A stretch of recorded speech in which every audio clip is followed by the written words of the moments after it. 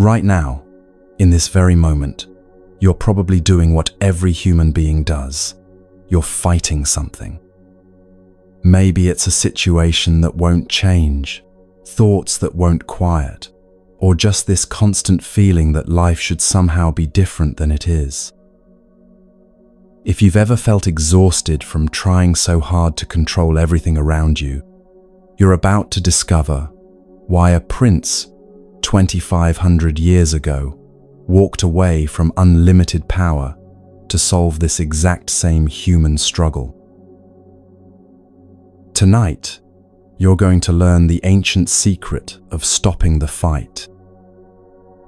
Not giving up, but discovering what Buddha called the end of resistance, the doorway to genuine peace. Whether you're listening at 2 a.m. with a racing mind, during your lunch break feeling overwhelmed, or simply seeking something deeper, this story will meet you exactly where you are. If it feels right, share where you're listening from, your bedroom, your car, perhaps a quiet corner of your world where you finally have a moment to breathe. Grab something cozy, dim those lights, and let yourself settle completely. Here's the beautiful truth. Whether you hear every word or drift into the most peaceful sleep you've had in months, this ancient wisdom works even when you're not trying. Welcome to Moonmind Temple, where tonight we stop fighting life and start flowing with it. The journey begins now.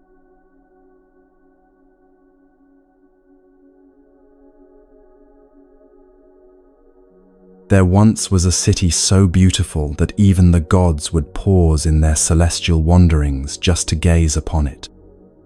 Kapilavastu stood like a jewel against the earth, its walls gleaming white as autumn clouds, its towers reaching toward heaven with such grace that visitors often wondered if they had stumbled into a fragment of paradise itself. In this city, darkness was as unknown as poverty, and every street seemed to shimmer with an inner light that made ordinary worries simply melt away. The people who walked these golden streets had faces that glowed with contentment, and children played in gardens where flowers bloomed in impossible colors year-round. Silver moonbeams would dance across the rooftops each night, and by day, when the terraces caught the morning sun, the entire city looked like a river of lotuses flowing gently towards some distant, peaceful shore.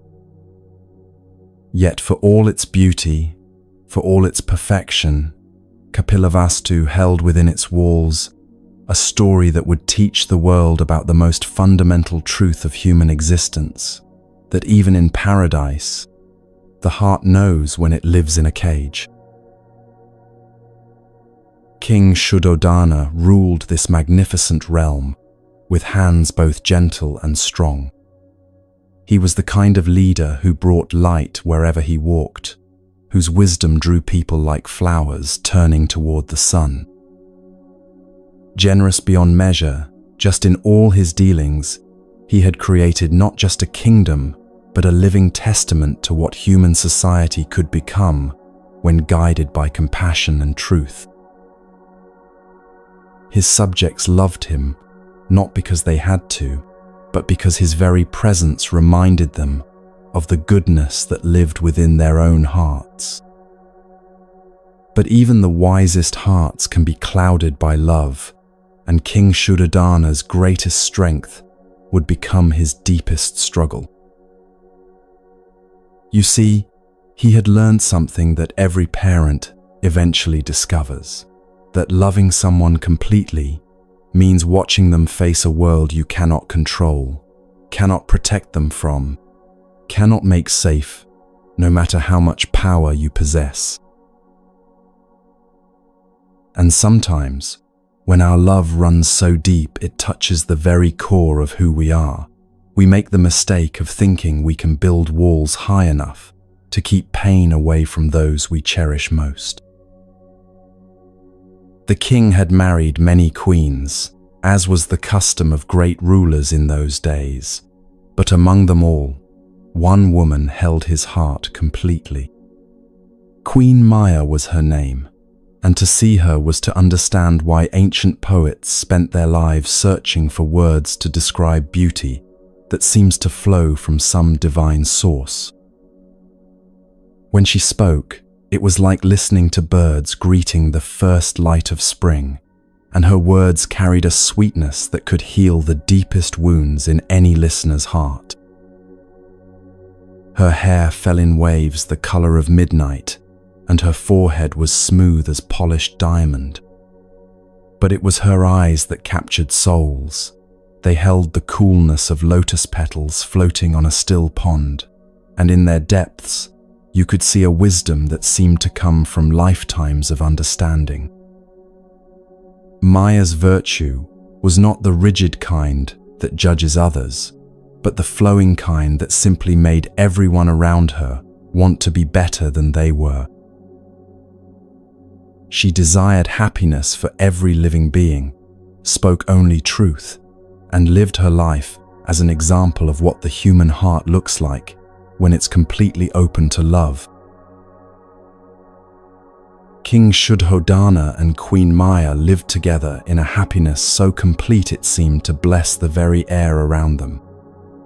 Their love was the kind that makes ordinary moments feel sacred, and their quiet contentment rippled outward through the kingdom, like gentle waves spreading across a peaceful lake. But life, as it always does, was preparing to teach them that the deepest joy often comes wrapped in the most profound challenges. One night, at the very hour when spring was being born somewhere in the world, a dream came to Maya as she slept peacefully beside her beloved husband.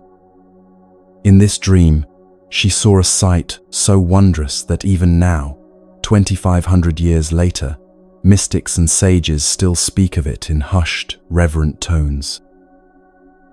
A young elephant descended from the sky, moving with such grace that the very clouds seemed to part respectfully for its passage. This was no ordinary elephant, but a being that seemed made of pure light itself. It had 6 great tusks that gleamed like pearls, and its skin was white as the snow that crowns the highest mountains, white as the first light of dawn breaking over a world made new. As Maya watched in wonder, this celestial being approached her with such gentleness that her heart opened like a flower, recognizing the sun. The elephant entered her womb, and suddenly the entire universe seemed to shift into a higher key of existence. Thousands of gods appeared before her, singing songs so beautiful that Maya understood in that instant that never again would she know the small anxieties that plague ordinary human hearts.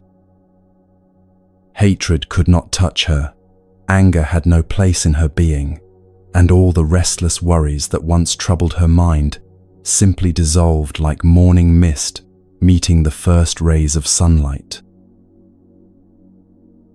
When Maya awakened, she felt a happiness unlike anything she had ever experienced. Not the happiness that comes from getting what we want, but the deeper happiness that comes from understanding that we are part of something infinitely beautiful and purposeful. She walked slowly through the palace gardens until she found a shaded spot beneath a tree that seemed to welcome her with its gentle branches. There, surrounded by flowers that nodded in the morning breeze, she sent 2 of her most trusted maidens to find the king. "Tell King Shuddhodana," she said, her voice carrying a new quality that made the maidens want to bow their heads in reverence, that his queen wishes to see him in the garden. "Tell him I will wait here, beneath the flowering tree, for I have something of great importance to share." The king was in his audience hall, surrounded by counselors, listening to the concerns of his people with the patient attention that had made him beloved throughout the land. But when the maidens delivered Maya's message, something in their tone told him this was not an ordinary request. He rose immediately, his heart already quickening with a mixture of anticipation and concern that every husband knows when his beloved calls him with unusual urgency. He found Maya sitting gracefully beneath the tree, and one look at her face told him that something profound had changed. There was a light in her eyes that seemed to come from some inner sun, and her very presence felt different, as if she had been touched by something sacred that had left her fundamentally transformed. He approached quietly, without arrogance or haste, and when he reached her side, he asked simply, "My beloved, why did you send for me? What do you wish to tell me?" Maya told him of the dream she had experienced, describing every detail with the precision of someone who knew she had witnessed something that would change not just their lives, but the course of human history itself. When she finished, she looked at her husband with eyes that held both joy and a strange kind of knowing. "My lord," she said softly, "there are wise Brahmins in our kingdom who understand the language of dreams. Send for them, I pray you, for they will know whether this vision brings us reason to rejoice or cause to mourn." The king agreed immediately, and soon the most learned dream interpreters in Kapilavastu were summoned to the palace. These were men who had spent their lives studying the mysterious ways that the divine communicates with human hearts, and when they heard Maya's story, their faces lit up with an excitement they could barely contain. They spoke to the royal couple with voices trembling with awe. "O king, O queen," they said, their words flowing like music, "a great joy is to be yours. A son will be born to you, distinguished by the favor of all the gods in heaven. If one day he should renounce royalty, if he should leave this palace and live the wandering life of one who seeks truth above all earthly treasures, he will deserve praise beyond anything mortals can imagine. He will richly deserve gifts more magnificent than all the wealth of kingdoms, for he will be adored by all the worlds because he will give them that which they hunger for most deeply. O Master, O Mistress, your son will be a Buddha, one who is fully awakened to the truth that sets all beings free." The months that followed passed like a gentle dream within a dream. Maya carried her child with a grace that seemed to bless everyone who saw her, and throughout the kingdom, it was as if the very air had become lighter, more hopeful, charged with the promise of something wonderful approaching.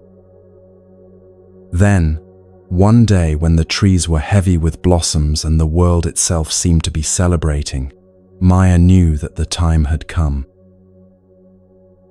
She walked into a grove where nature had prepared the most beautiful of settings, trees so laden with flowers that their branches drooped under the weight of their own beauty. Maya moved among them with the unhurried grace of someone who knows she is exactly where she needs to be, exactly when she needs to be there. She came to a tree that seemed to call to her, its branches heavy with blossoms that perfumed the air, with a fragrance like concentrated joy. Gracefully, she extended her hand and drew down a branch, and in that moment of perfect connection between human and nature, something extraordinary happened. She stood very still, a smile spreading across her face like sunrise breaking over the world, and the maidens who attended her received into their arms a child whose birth made all of creation tremble with joy. At that same instant, Everything alive in the world felt the tremor of something unprecedented happening. The earth itself quivered with delight, and songs and the pattern of dancing feet echoed through the sky as if all the celestial beings were celebrating the arrival of someone they had been waiting for through countless ages. Trees of all seasons burst into flower simultaneously. Ripe fruit hung heavy on branches that had been bare moments before, and throughout the world, the sick were suddenly freed from their suffering. The hungry found themselves satisfied, and those who had been lost in darkness discovered themselves filled with inexplicable light.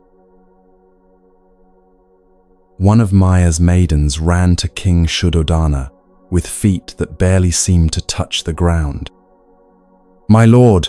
My lord!" she cried, her voice ringing with such joy that everyone who heard it felt their own hearts lift in response. "A son is born to you. A son who will bring glory beyond imagining to your house and to all the world." The king stood speechless for a long moment, his face radiant with a happiness so complete it seemed to transform his very being.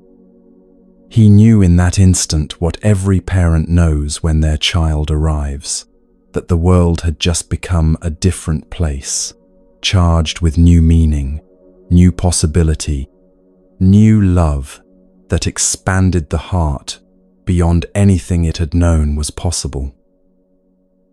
Presently, he summoned all the Shakyas, his kinsmen and nobles, and commanded them to accompany him to the garden where his son had entered the world.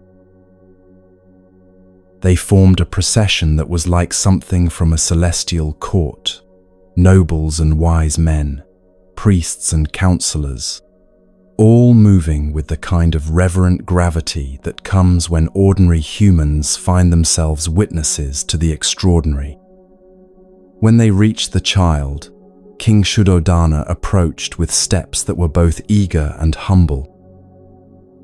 He made a deep bow before his newborn son, and in a voice that carried across the grove like a sacred proclamation, he said, "Do you bow as I bow before the prince to whom I give the name Siddhartha, he whose purpose will be fulfilled?" Now, in the mountains not far from Kapilavastu, lived a hermit whose name was spoken with reverence throughout the land. Asita was so old that his years could hardly be counted, and his austerities and meditations had made him beloved of the gods themselves. When word reached him of the birth of one who was destined to save humanity from the endless torment of suffering and rebirth, his heart filled with such longing to see this child that he immediately set out for the palace. His arrival at the court caused a stir of excitement, for Asita rarely left his mountain retreat, and when he did, it was always for reasons that proved to be of the deepest significance. His years and his wisdom lent him a dignity that made even kings bow their heads in respect, and King Shuddhodana received him with all the honor that custom prescribed for such a revered holy man. "Happy indeed am I," the king said, "that this child of mine has drawn the venerable Asita to visit our humble court. Command me, wise one, what must I do? I am your disciple, your servant in all things." The hermit's eyes shone with a light that seemed to come from years of seeing beyond the surface of things to the truth that lies beneath. He spoke in a voice that was gentle, yet carried the authority of one who had spent decades in communion with the deepest mysteries of existence. "This has happened to you, O noble and generous king, because you love duty above convenience, because you are ever kind to those who are wise and to those who have lived long and seen much. This has happened because your ancestors, though rich in gold and land, were above all rich in virtue. Know the reason for my coming, O king, and let your heart be filled with joy beyond measure." Asita paused, his gaze turning inward, as if he were listening to voices that others could not hear. "In the air," he continued, "I heard a divine voice speaking words that made my old heart leap like a young deer in spring meadows.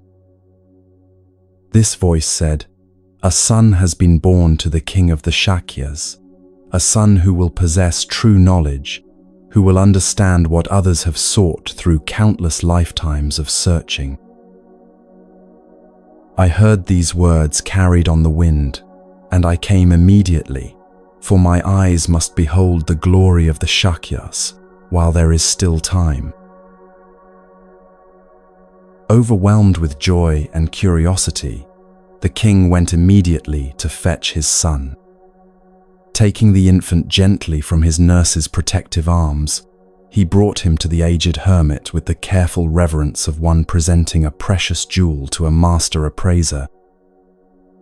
Asita looked at the child with eyes that had learned to see far beyond the surface of things, and as his gaze took in the tiny form before him, he noticed marks upon the baby's body that made his breath catch in his throat.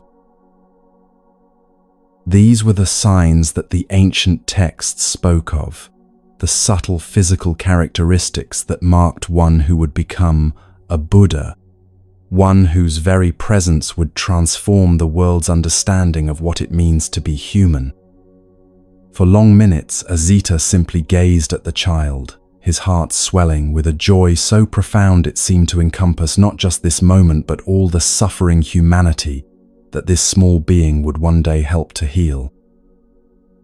Then, to everyone's amazement, tears began to flow down the old hermit's weathered cheeks. He sighed deeply, a sound that seemed to carry the weight of lifetimes, and turned his eyes toward the sky, as if seeking some kind of comfort or understanding from the heavens themselves. King Shuddhodana saw these tears and felt his heart constrict with sudden fear. How could this holy man, who had spoken of glory and joy, now weep while looking at his precious son? "You say, O venerable one," the king spoke, his voice tight with anxiety, "that my son's body bears the marks of divinity. You say his birth was wondrous, that his future glory will be supreme. Yet you look at him with eyes filled with tears. Is his life then to be fragile? Was he born only to bring me sorrow? Must this new branch wither before it has burst into flower? Speak, O saintly man, speak quickly, for you know the great love a father bears his son. Do not let me suffer in uncertainty." Asita looked at the king with eyes full of compassion, understanding the fear that gripped any parent's heart when faced with uncertainty about their child's future. "Be not distressed, O king," he said gently, his voice carrying the comfort of absolute truth. "What I have told you is completely accurate. This child will know glory beyond anything the world has yet seen. If I weep, it is not for him or for you, but for myself and for the nature of time that governs even the lives of hermits who have spent decades learning to transcend ordinary limitations." He paused, looking once more at the child who lay peacefully in the king's arms, seemingly aware of the profound conversation taking place around him. "My life draws to its close," Asita continued, "and he is just beginning his journey toward becoming the one who will destroy the evil of endless rebirth and suffering. To those wandering in the forest of existence like travelers who have lost their way and cannot find the path home, he will point out the road to salvation that leads beyond all sorrow. Therefore, do not grieve, O king. I alone am to be pitied, for I who have practiced austerities through countless seasons, who have meditated until my mind became as still as a mountain lake, will never hear the voice of your Son proclaiming the law that sets all beings free. Yes, even one who ascends to the loftiest realms of heaven is to be pitied if he misses the chance to hear the words that this child will one day speak to heal the world's pain. These words of Asita brought the king a complex mixture of emotions. Relief flooded through him as he understood that his son would indeed live and flourish, would know glory beyond imagining. But then anxiety crept in as he pondered the hermit's prediction that the prince would renounce royalty, would choose the life of a wandering seeker rather than accepting the throne and continuing the family line. Did this mean that at his death, the noble line of the Shakyas would simply end, that all he had built would crumble into nothing? Yet this worry proved to be short-lived, for from the very moment of Siddhartha's birth, it seemed as if fortune herself had decided to bless the kingdom of Kapilavastu. Like a great river whose waters are swollen by countless tributaries flowing in from all directions, new riches poured into the royal treasury each day. The kingdom flourished as never before. The land yielded abundant crops. Sleek cattle grazed contentedly in meadows that stayed green throughout all seasons. Women bore their children easily and without suffering, and men lived in such harmony with their neighbors that conflict became as rare as snow in summer.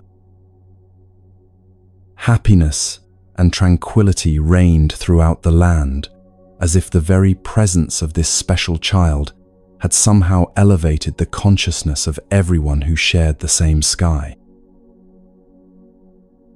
But even in the midst of this golden prosperity, sorrow found its way into the palace. The joy that had come to Maya proved too intense for her human form to contain for long. 7 days after giving birth to the child who would change the world, she died peacefully and ascended to join the gods in whatever realm awaited one who had been chosen to mother a Buddha. It was as if her earthly purpose had been so perfectly fulfilled that there was nothing left for her to do but return to the divine source from which she had come.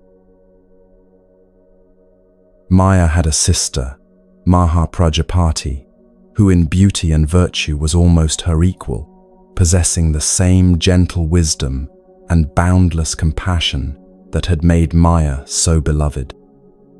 The infant prince was given into Maha Prajapati's care, and she looked after his needs as tenderly as if he were her own child, perhaps even more tenderly, for she understood the sacred responsibility that had been placed in her hands. Under her loving attention, Siddhartha grew with a grace that was visible to everyone who saw him. Like fire fanned by an auspicious wind, like the moon reigning as queen among the luminous stars, like the morning sun rising majestically over the eastern mountains, the prince developed in strength and beauty and wisdom that seemed to increase with each passing day. As the years passed and Siddhartha grew from infant to child to young man, King Shuddhodana found himself torn between pride in his son's extraordinary development and a growing anxiety about the prophecy that haunted his thoughts. He did not want his family line to end with him, did not want to see the kingdom he had built with such care pass into the hands of strangers. I will surround my son with such pleasure, such beauty, such constant delight, he thought to himself, that he will never feel the lack that leads men to seek something beyond the world of the senses. Perhaps if I can awaken in him a deep love for the joys that life offers, I will have grandsons who will carry on our noble lineage." So the king sent for his son one day when Siddhartha had reached the age when young men traditionally begin to think of marriage and family. "My child," he said, settling beside the prince in the palace garden where they could speak privately, "you have reached an age when it would be natural and good to think of taking a wife. If there is some maiden who has caught your eye, some daughter of a noble family who pleases you, tell me, and I will arrange for you to meet her properly." But Siddhartha's answer surprised his father with its directness and its unexpected direction. "I am not one of those who actively seek the company of women, father," he replied thoughtfully. "It seems to me that my destiny lies in living quietly in the forests, where through meditation and contemplation my mind might find the peace that seems to elude so many people, even those who have everything the world considers valuable." The king felt his heart sink at these words, recognizing in them an echo of the hermit's prophecy. But Siddhartha continued speaking before his father could respond. "However, I have been thinking about this question you raise, and I notice that there have been men throughout history who found great wisdom while still maintaining households, still loving wives, and raising children. Does not the lotus grow and flourish even when its roots are deep in the muddy bottom of the pond, even when it's surrounded by tangles of lesser plants? Perhaps I can follow their example, finding the balance between worldly responsibility and spiritual seeking. Give me 7 days to consider this matter fully, Father, and in 7 days I will give you my complete answer." During those 7 days, Siddhartha spent long hours in quiet reflection, considering what qualities he would most value in a life partner, what kind of person could share his journey regardless of where it might lead. He thought not just of beauty or noble birth, but of the deeper qualities that make a true companion through all of life's changes and challenges. When the week had passed, he returned to his father with an answer that was both specific and idealistic. "Father," he said, "if I am to marry, she must be a woman of rare merit in every sense of that word. She whom I marry will indeed have the flower of beauty, but her youth will not make her vain, nor will her loveliness make her proud or cause her to look down on others who are different. She whom I marry will have a sister's affection and a mother's tenderness for all living creatures, not just those she finds easy to love, but all beings who suffer or struggle or seek happiness. She whom I marry will be pure in body, pure in speech, and pure in thought, not the purity that comes from never having faced temptation, but the purity that comes from consistently choosing what serves the highest good. Father, if you know a maiden who possesses these qualities, regardless of her family's rank or wealth, you may arrange for us to meet, for it is not position or riches I seek in a partner, but virtue and wisdom and a heart that naturally flows toward compassion." King Shuddhodana was both impressed by his son's thoughtfulness and daunted by the challenge these requirements presented. He summoned his household priest, a wise Brahmin who knew all the noble families of the region, and carefully enumerated the qualities Siddhartha sought in a wife. "Go, learn one," the king instructed. "Visit all the houses of Kapilavastu and the surrounding lands.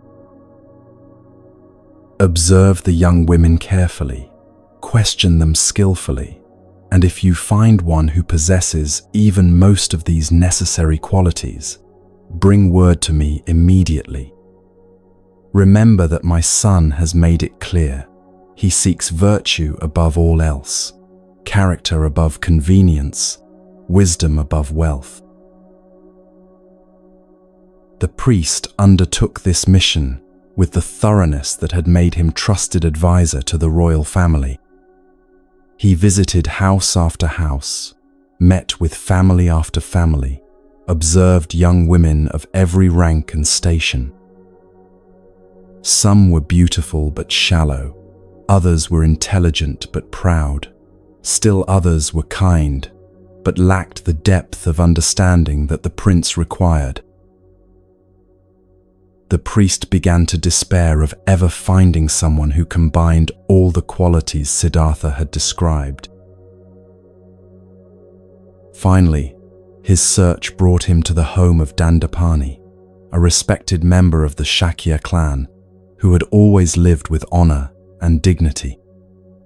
Dandapani had a daughter named Gopa, and the moment the priest saw her, his heart filled with excitement and relief.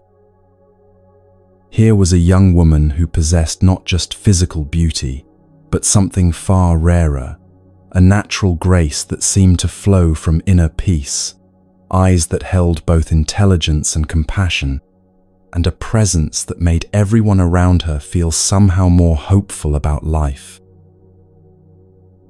When the priest spoke with her, asking the kinds of questions that would reveal her character and understanding, he found himself amazed by the wisdom of her responses and the genuine kindness that informed everything she said.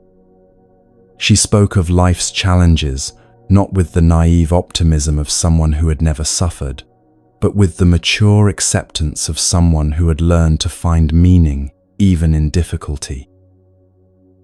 She talked about other people with a natural compassion that never slipped into condescension, and her thoughts about the purpose of life revealed a depth of understanding that the priest had rarely encountered in someone so young.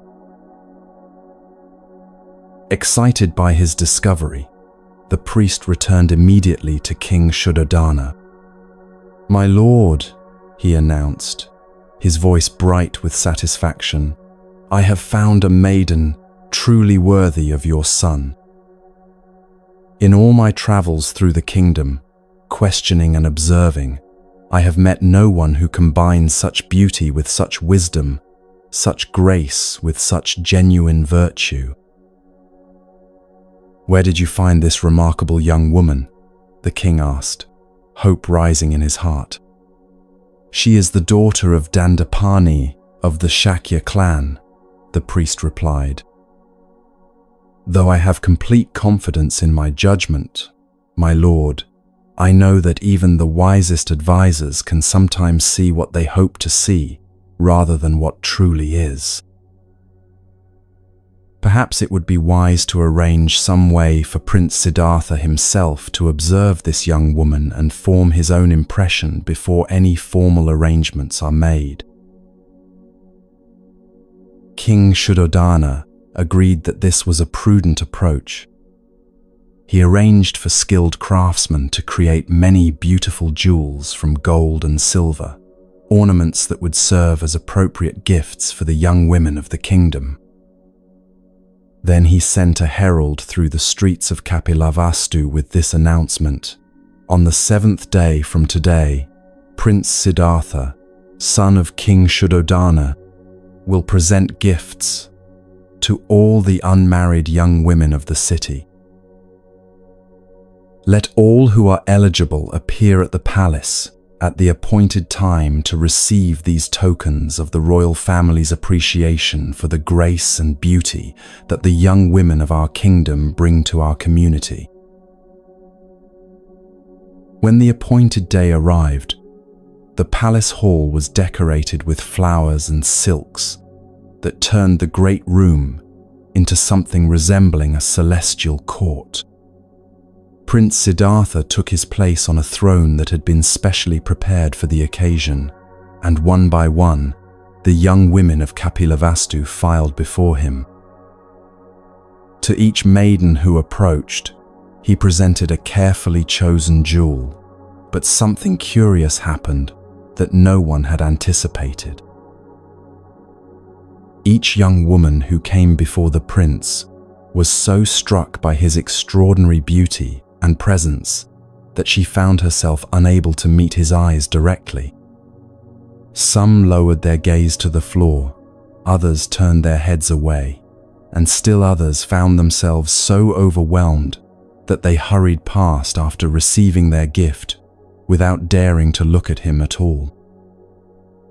It was as if Siddhartha possessed a kind of radiance that was too intense for ordinary perception, a quality that inspired both awe and a strange kind of shyness in everyone who encountered it.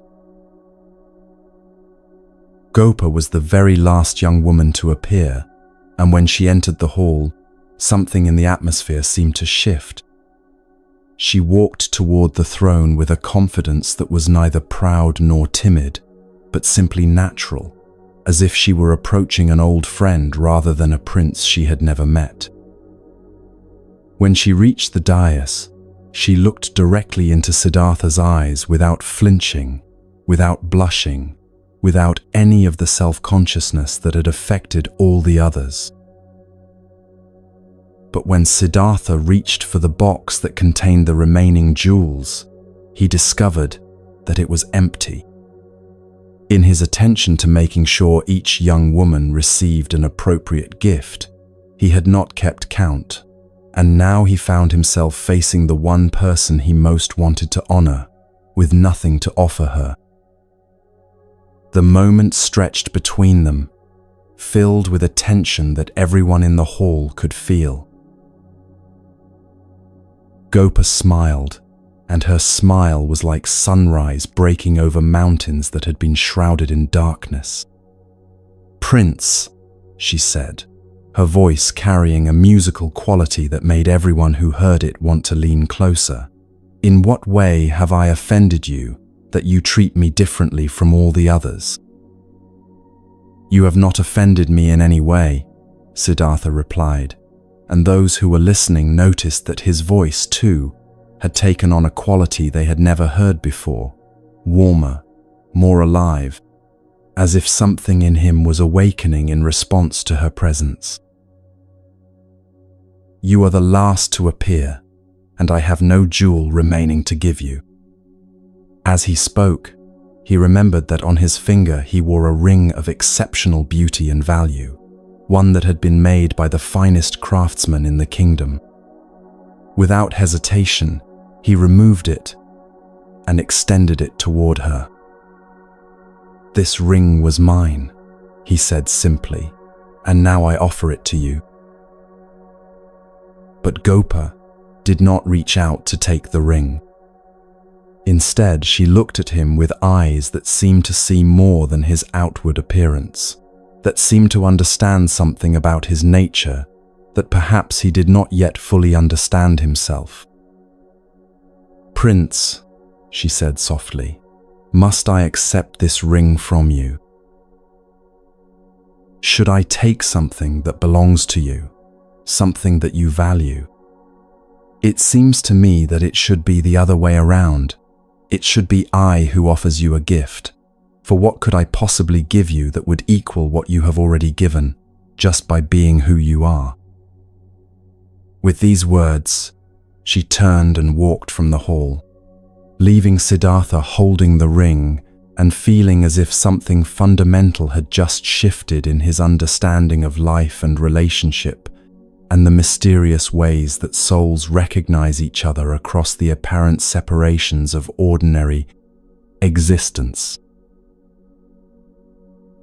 When King Shuddhodana heard the full story of this encounter, his heart leaped with joy and recognition.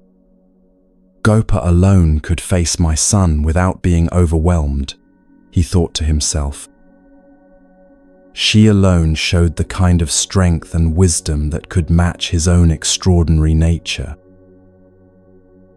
She who would not accept the ring he removed from his own finger, she, my son, will be your most precious jewel, more valuable than all the treasures in all the kingdoms of the world. The marriage that followed was celebrated throughout Kapilavastu as the union of two souls who seemed perfectly matched in wisdom, beauty, and noble purpose. Siddhartha and Gopa lived together in a happiness that seemed to bless everyone who witnessed it, their love flowing outward like light from a lamp that illuminates not just its immediate surroundings, but spreads its warmth far into the darkness. In time, Gopa bore a son, and they named him Rahula, which means chain or bond, though neither of them could have known then how prophetic this name would prove to be. King Shuddhodana watched his family grow with a satisfaction so complete it seemed to encompass all his dreams of dynastic continuity and royal succession. He was as proud of his grandson's birth as he had been of his son's, and he continued along his path of virtue and wisdom, living almost like a hermit himself, despite his royal responsibilities, his actions guided always by what would serve the highest good of his people. Yet beneath his contentment, the king maintained his determination to surround his son with such constant pleasure and beauty that the young prince would never feel drawn to seek anything beyond the palace walls. Siddhartha continued to live in the 3 magnificent palaces his father had built for him, one for winter, one for summer, and one for the rainy season. Each palace was a marvel of architecture and design, furnished with everything that could possibly delight the senses or comfort the body.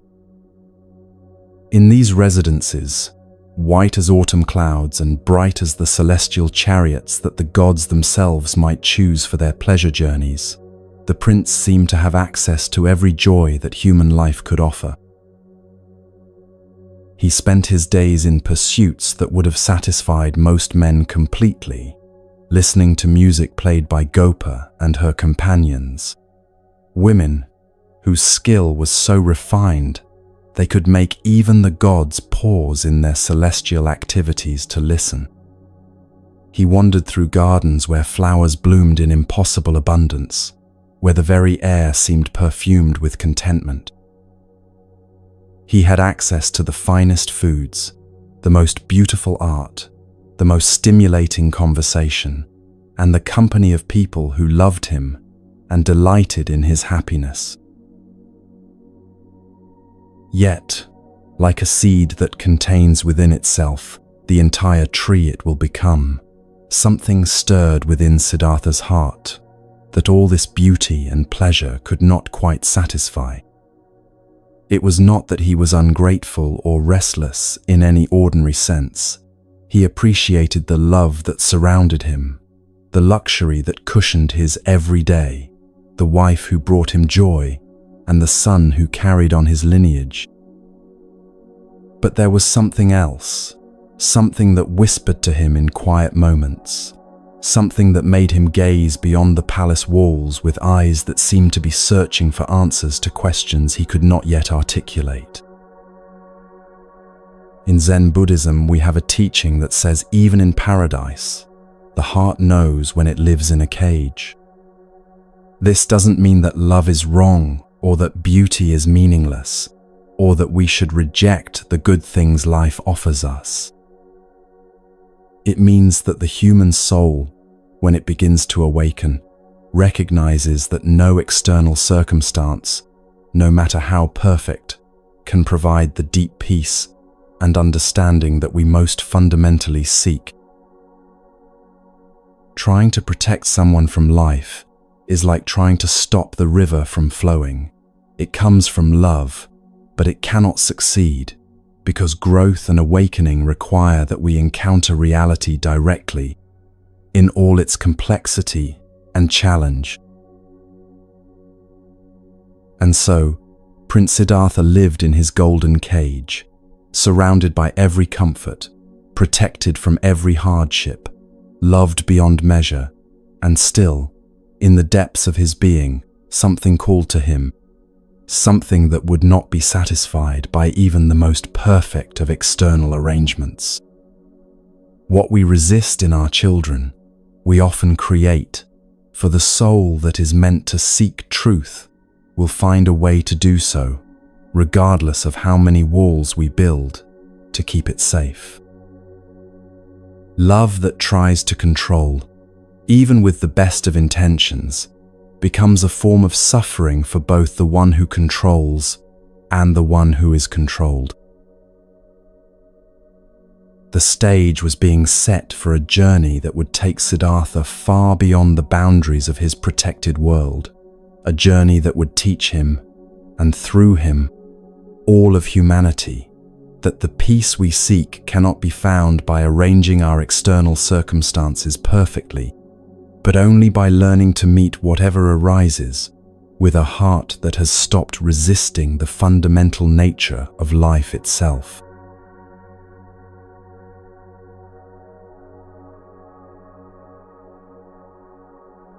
One day, as spring was painting the world in fresh colors, and the air itself seemed to sing with new life, someone came to the palace and spoke in Siddhartha's presence about the beauty that waited beyond the palace walls.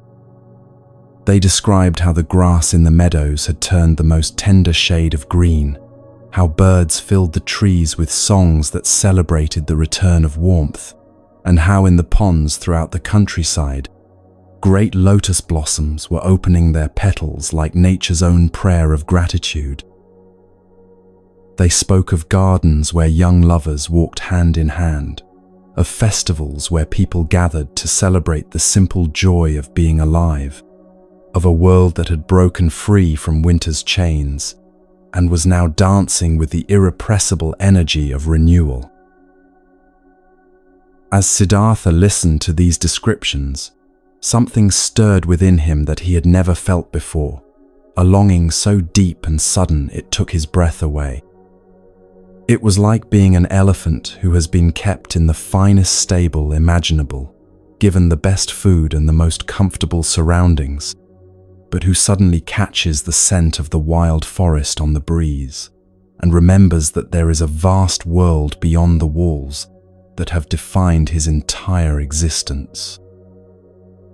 The prince felt an irresistible desire to leave the palace, to see for himself this world of changing seasons and natural beauty that had been described with such loving detail. When King Shuddhodana learned of his son's request to venture beyond the palace grounds, his heart filled with the kind of anxiety that every parent knows when their child asks for something that feels dangerous. The king understood that this moment had been inevitable.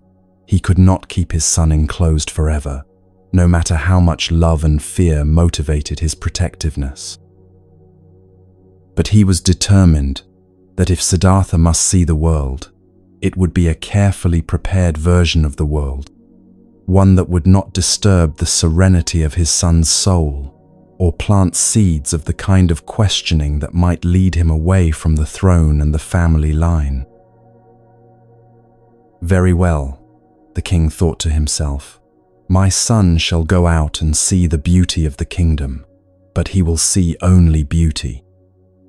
He must encounter nothing that will trouble his peace of mind, nothing that will make him suspect there is suffering in the world, nothing that might awaken in him the desire to seek answers to questions that are better left unasked.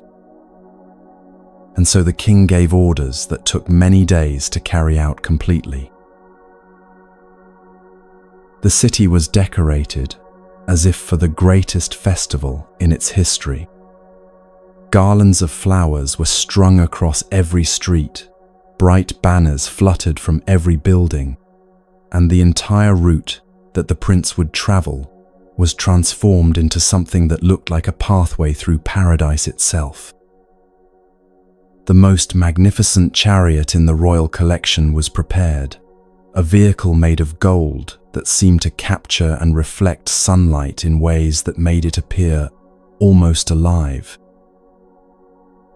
4 horses with coats like polished bronze were chosen to pull it, and their harnesses too were made of gold, so that when they moved, the entire procession would create a spectacle worthy of the gods themselves.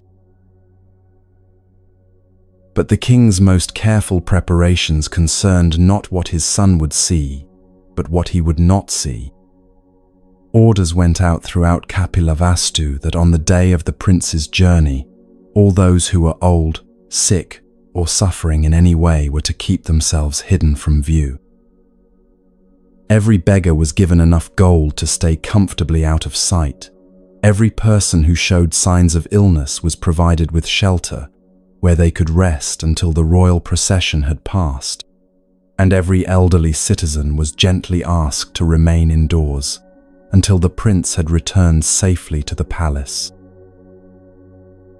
Only the young, the healthy, the beautiful, and the prosperous were allowed on the streets through which Siddhartha would pass. When the appointed day arrived, the king came to his son's chambers, with tears glistening in his eyes. He embraced Siddhartha with the fierce tenderness of a father who knows he is about to release his child into a world he cannot control, and as he kissed his son's forehead, he whispered simply, "Go." But his heart spoke differently than his words, for every fiber of his being wanted to hold his son close and safe forever, protected from all the harsh realities that waited beyond the palace walls. The golden chariot moved through the streets like a vision from a celestial realm. Chandaka, the most trusted charioteer in the kingdom, held the gold reins with hands that had guided countless royal journeys, and the 4 horses stepped with a grace that made their movements seem more like dancing than mere transportation. On both sides of the street, crowds of people had gathered to watch the prince pass, and their faces glowed with admiration and joy as they caught sight of him. Some in the crowd praised Siddhartha for the kindness they could see in his glance, the way his eyes seemed to bless everyone they rested upon.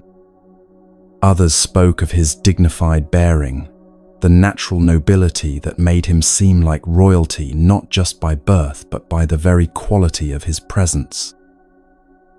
Still others marveled at the beauty of his features, the way harmony seemed to flow from every line of his face, and many glorified his obvious strength and vitality, the sense that here was a young man in the absolute prime of life, radiating health and vigor like the sun radiates light.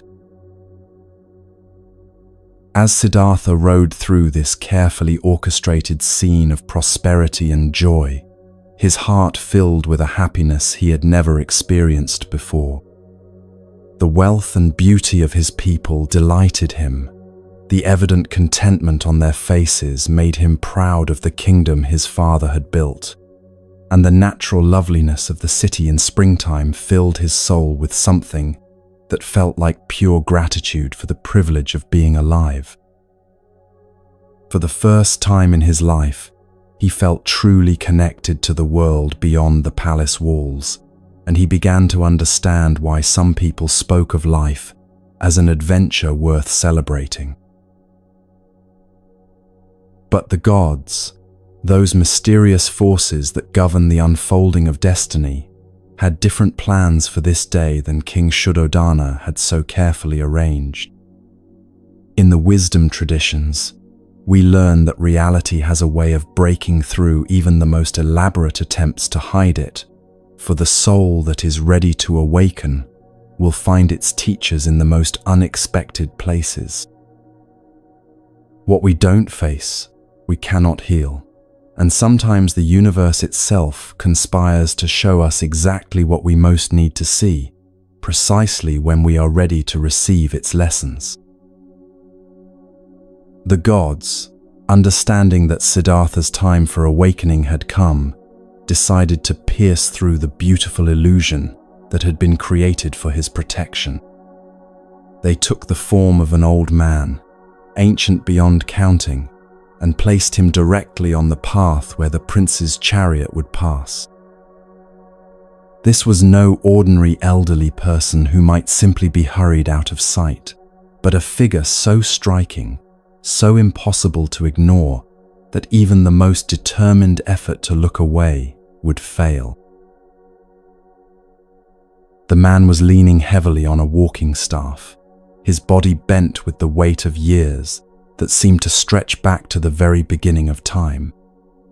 He was worn out and decrepit in ways that made every step appear to be a monumental effort, and the very sight of him was like looking at a living demonstration of everything that King Shuddhodana had tried to hide from his son. Thick blue veins stood out on his arms and hands like rivers, mapping the geography of extreme old age. His teeth chattered not from cold but from the tremors that age had brought to his body, and his skin was a maze of deep wrinkles that told the story of decades of sun and weather and the simple passage of time.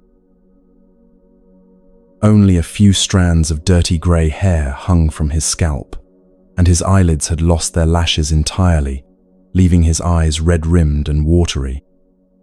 His head and limbs shook with a palsy that seemed to make every moment of his existence a struggle against his own body's betrayal.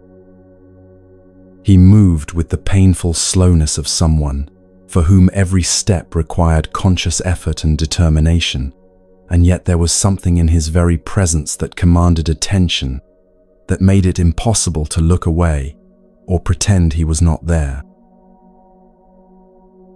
When Prince Siddhartha saw this being, so utterly different from every person he had encountered on the journey thus far, he felt something shift deep within his chest. It was as if he was seeing not just an individual person, but a truth about existence that had been hidden from him all his life. His eyes filled with a sorrow he could not name, and he turned to Chandaka, his voice carrying a quality of urgent confusion that the charioteer had never heard before. "What is this man I see before us?"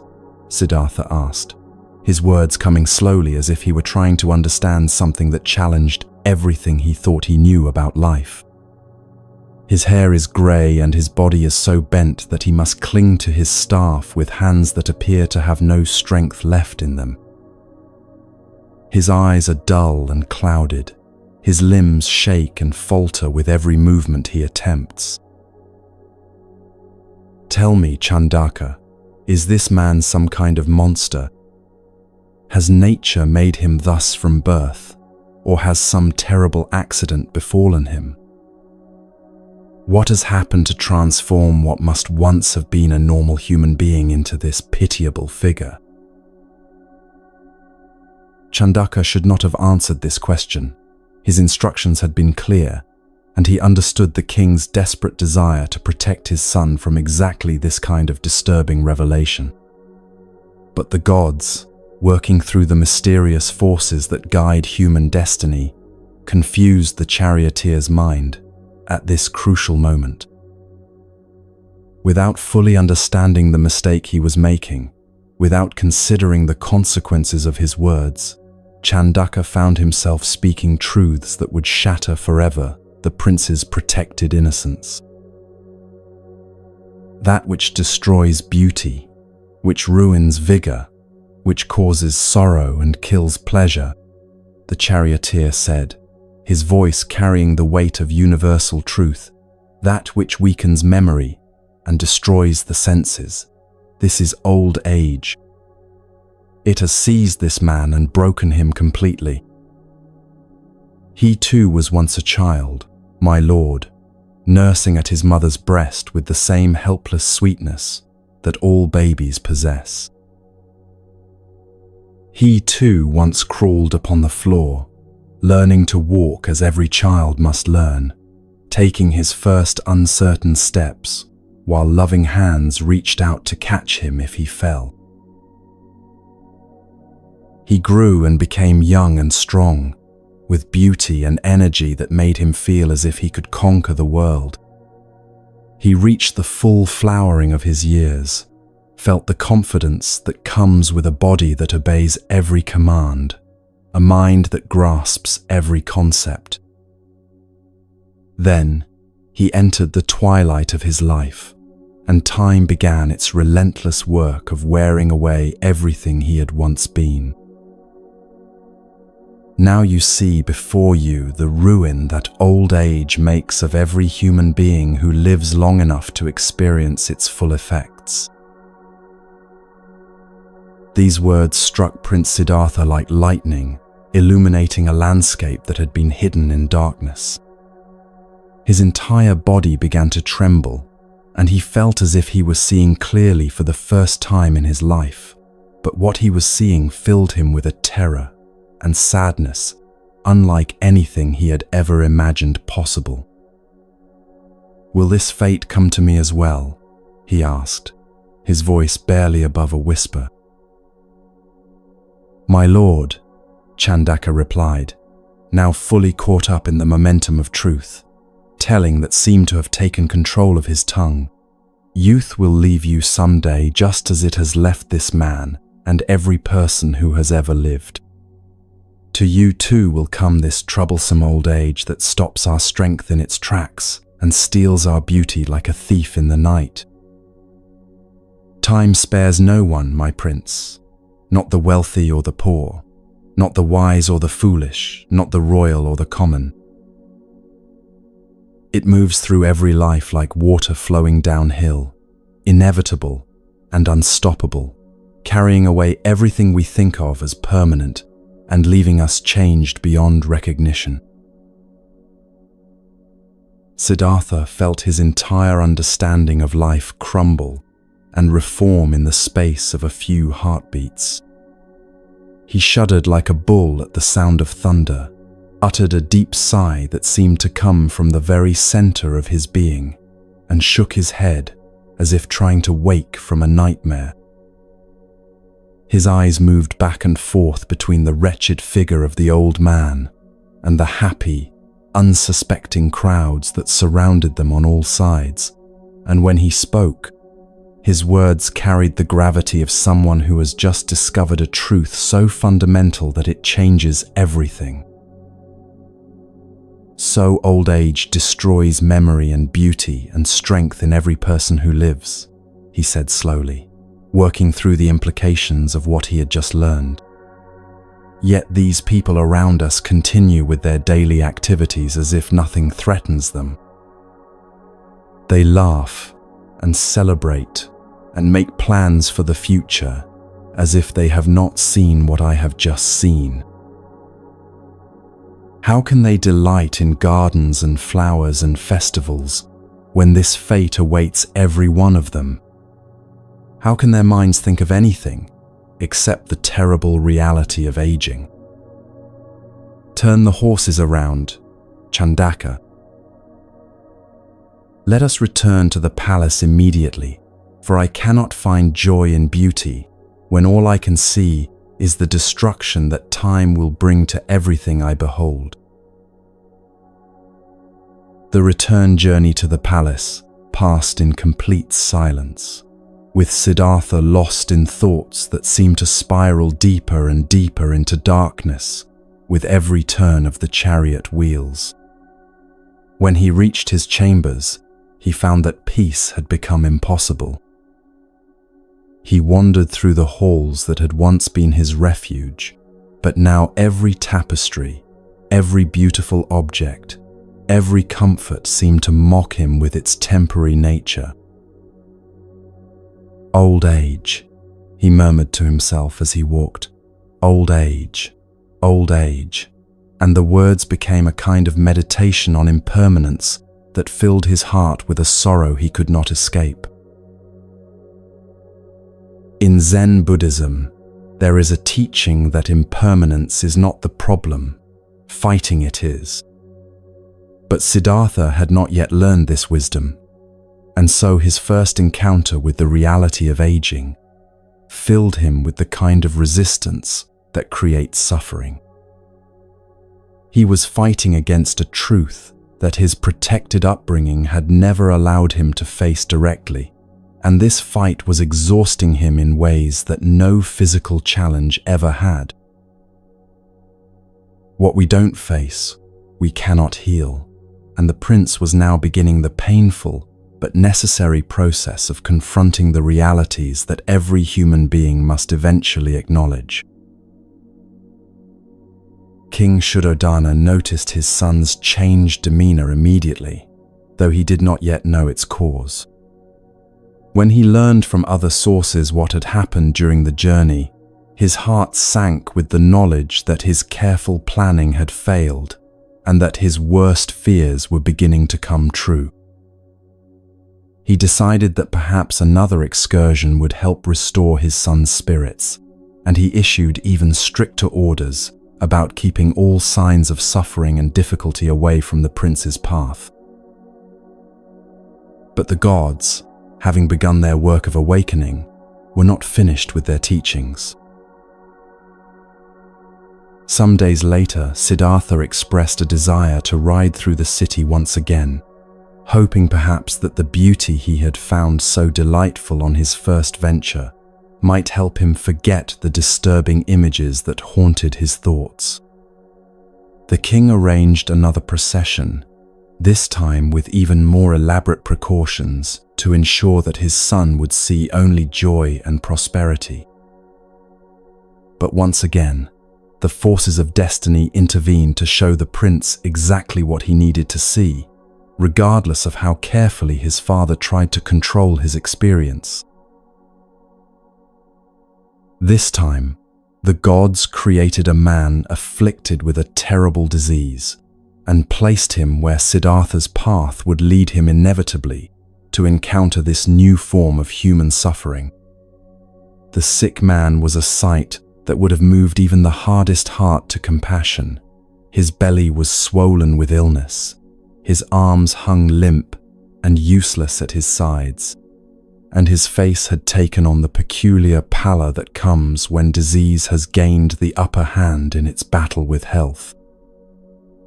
Pitiful cries escaped from his lips as waves of pain washed over him, and he gasped for breath, like someone drowning in invisible waters. The man staggered as he tried to walk, bumping into bystanders who quickly moved away from him, and it was clear that he was fighting a losing battle simply to remain upright. His condition was so obviously serious that those around him looked on with a mixture of pity and fear, some trying to help while others backed away, uncertain whether his illness might be something they could catch. Then, as Siddhartha watched in horror, the man's strength gave out completely and he collapsed to the ground, his body convulsing with spasms that spoke of internal agony beyond imagination. Chandaka, Siddhartha called to his charioteer, his voice tight with shock and concern. "What is wrong with this man? His stomach is grotesquely swollen. His arms appear to have no strength in them at all, and he is deathly pale. Those sounds he makes, they speak of suffering so intense, I can barely listen to them. He struggles for every breath, as if the very act of breathing has become a battle he is losing. I see him stumbling and falling, unable to control his own body. Tell me, what has happened to this unfortunate person?" Chandaka, perhaps still under the influence of whatever force had compelled him to speak truth during the first journey, found himself once again unable to offer the kind of reassuring lie that might have protected the prince's peace of mind. "My lord," he said, his voice heavy with the weight of another universal truth, "this man is experiencing the torment of sickness.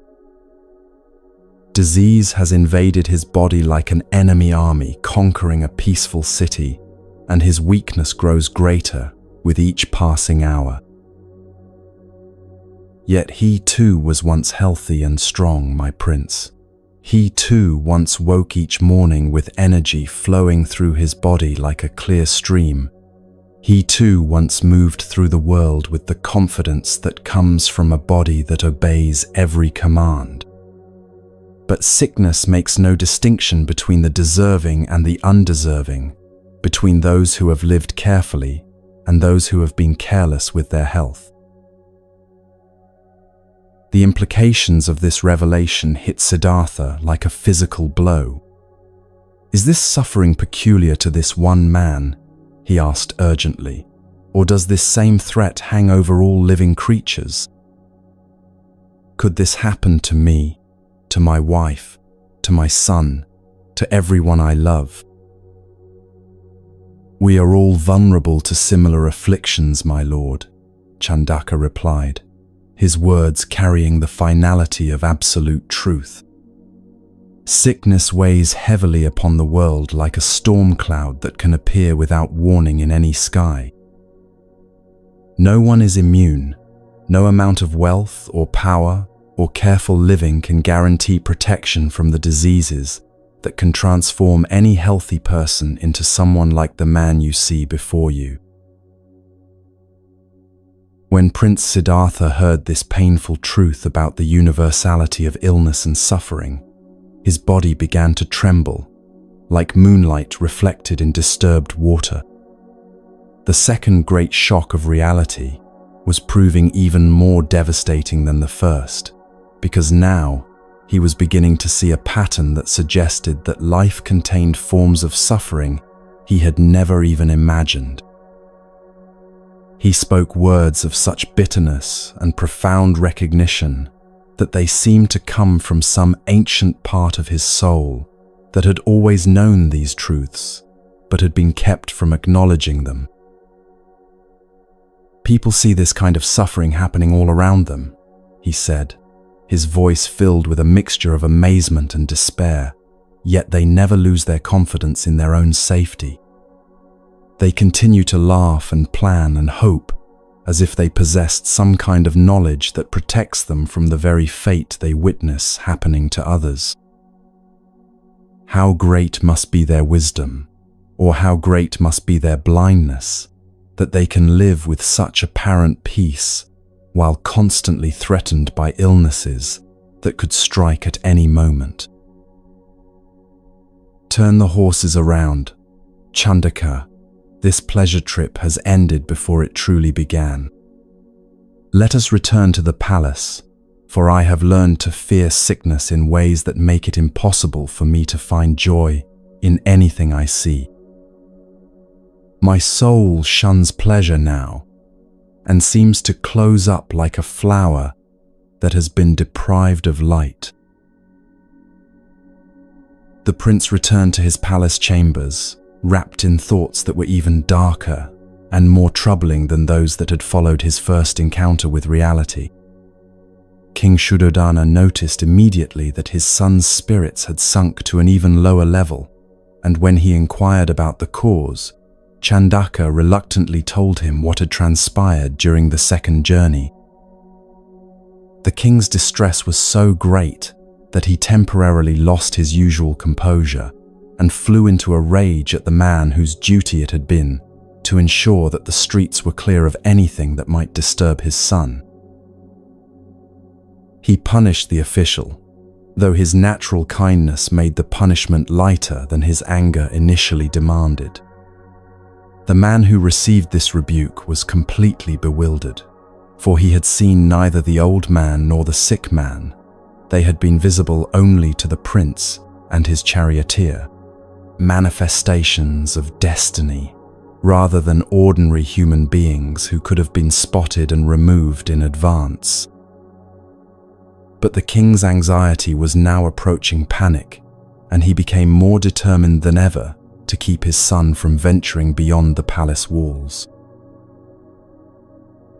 He surrounded Siddhartha with entertainments and pleasures of every conceivable kind, bringing in musicians and dancers, storytellers and poets, hoping that beauty and art and constant stimulation might drive away the dark thoughts that seemed to be consuming his son's peace of mind. But nothing seemed capable of restoring the prince's former contentment, and it became clear that once a person has begun to see through the surface of life to the suffering that lies beneath, no amount of distraction can completely restore their innocence.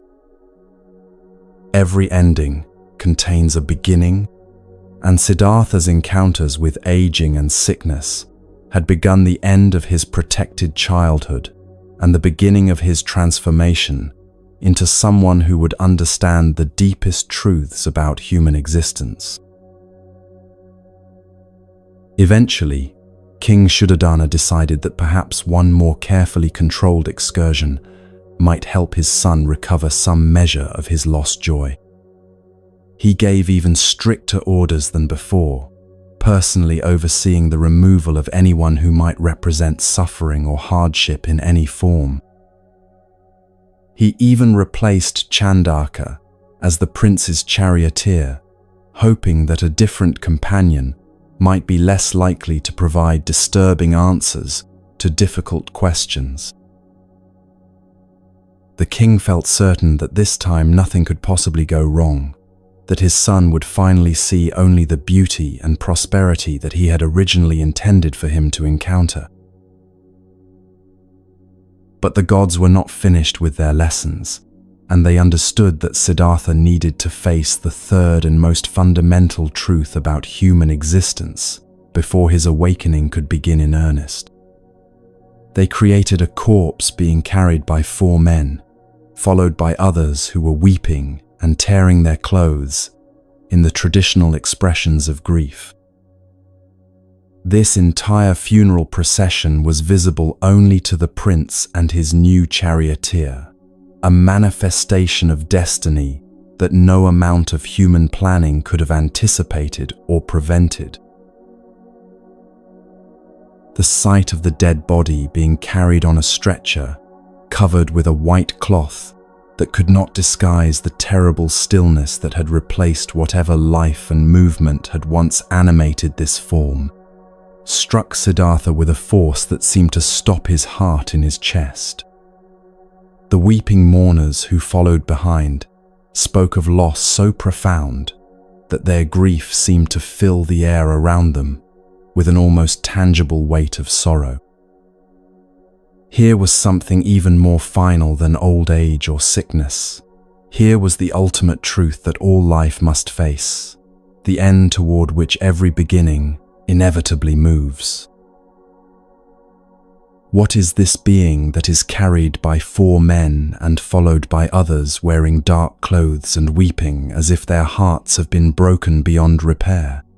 Siddhartha asked his charioteer, though part of him already knew that the answer would complete the terrible education he had been receiving about the nature of human existence.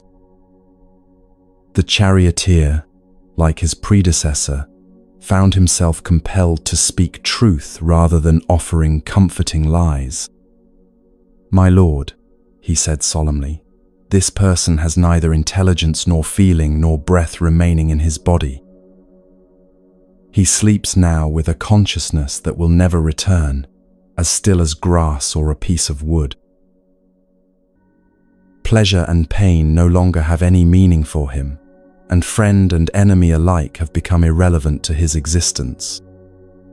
The body you see carried before us is what remains when life has departed completely, when the spark that makes a person who they are has been extinguished forever." Siddhartha felt the world tilt around him as the full implications of this revelation sank into his understanding. "Is this condition peculiar to this one person?"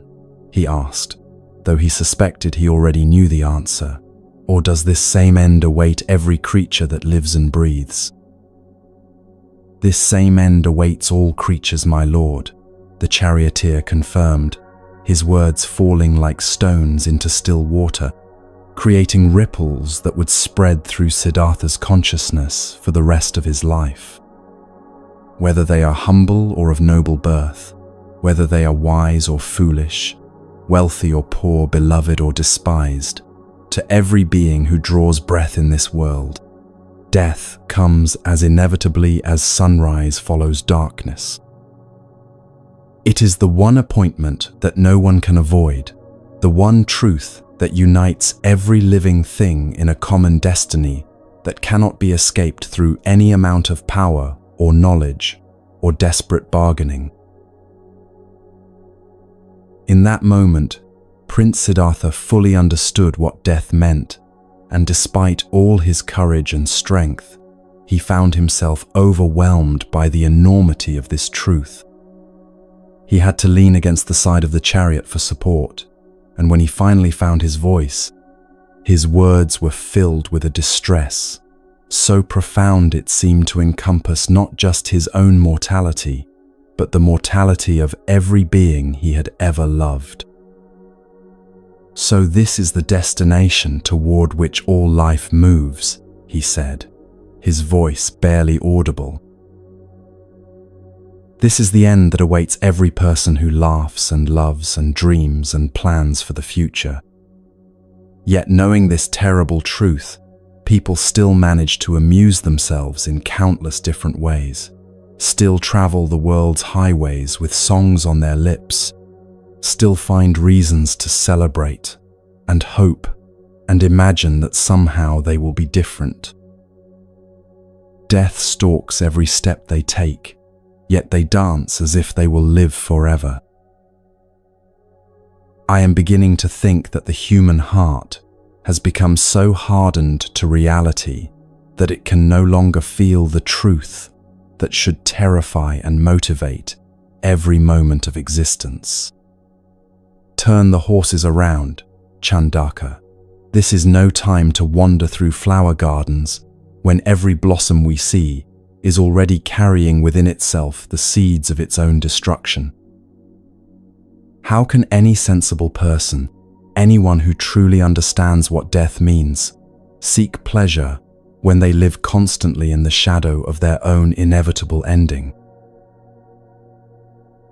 But even as he spoke these words of despair and disillusionment, the charioteer continued driving toward the garden, where the king had arranged for another carefully orchestrated scene of beauty and entertainment. There, following King Shuddhodana's detailed instructions, Udayan, who was the son of the household priest and had been Siddhartha's closest friend since childhood, had assembled many beautiful young women skilled in dancing and singing, and all the arts that were supposed to delight the hearts of young men. The king had hoped that perhaps feminine beauty and grace might succeed where other forms of entertainment had failed, that the natural attraction between young people might restore his son's interest in the pleasures of earthly life. When the chariot entered the garden, Siddhartha found himself in a setting that would have enchanted him completely just a few weeks earlier. Young trees were heavy with blossoms that perfumed the air with fragrances like concentrated springtime. Birds fluttered about with the kind of joyous energy that comes when nature herself seems intoxicated with the beauty of her own creation. On the surface of clear pools, lotus flowers had opened their petals to drink in the cool air, and the entire scene was designed to be a perfect representation of life at its most beautiful and appealing. The maidens who had been waiting for the prince's arrival rose gracefully as his chariot approached, their faces bright with anticipation and admiration. They moved toward him like flowers turning toward the sun, their eyes sparkling with the kind of excitement that comes from being in the presence of someone whose beauty and nobility seem to emanate from some divine source. Their hands were extended in welcome like blossoms reaching toward light, and everything about their bearing suggested joy and celebration and the kind of innocent pleasure that makes youth so appealing. But Prince Siddhartha was no longer the same person who had once found delight in such scenes. His encounters with old age, sickness, and death had fundamentally changed his way of seeing, and now when he looked at these beautiful young women, he could not help but see them through the lens of the terrible knowledge he had gained. He was not smiling as he had always done before, and the unhappiness that filled his heart was visible to everyone who looked at him. They do not know, these lovely maidens, he thought to himself as he watched them approach with their confident grace and untroubled expressions. They cannot see that youth is as temporary as morning dew, that old age will come and strip them of every quality they now consider permanent. They are blind to the reality of sickness that could transform any of them at any moment from pictures of health into examples of suffering and decay. They know nothing of death, and that ignorance is what allows them to laugh and play and dance as if they have infinite time ahead of them. But I have seen the truth that they have not yet encountered, and this knowledge makes it impossible for me to share their innocent joy. How can I find peace when I understand what awaits all of us? As the day wore on, and the sun began its descent toward the horizon, the maidens gradually noticed that their carefully planned entertainment was having no effect on the prince's mood. Their laughter became more forced, their dancing less spontaneous, as they realized that Prince Siddhartha seemed immune to their charms and uninterested in their attempts to please him. He had no eyes for their garlands or their jewels, no appreciation for the graceful movements they had practiced or the songs they had learned especially for this occasion. Slowly, feeling that their efforts were not only failing but perhaps even unwelcome, they ceased their performances and began the journey back to the city, their spirits dampened by the sense that they had somehow disappointed this prince whom they had hoped so much to delight.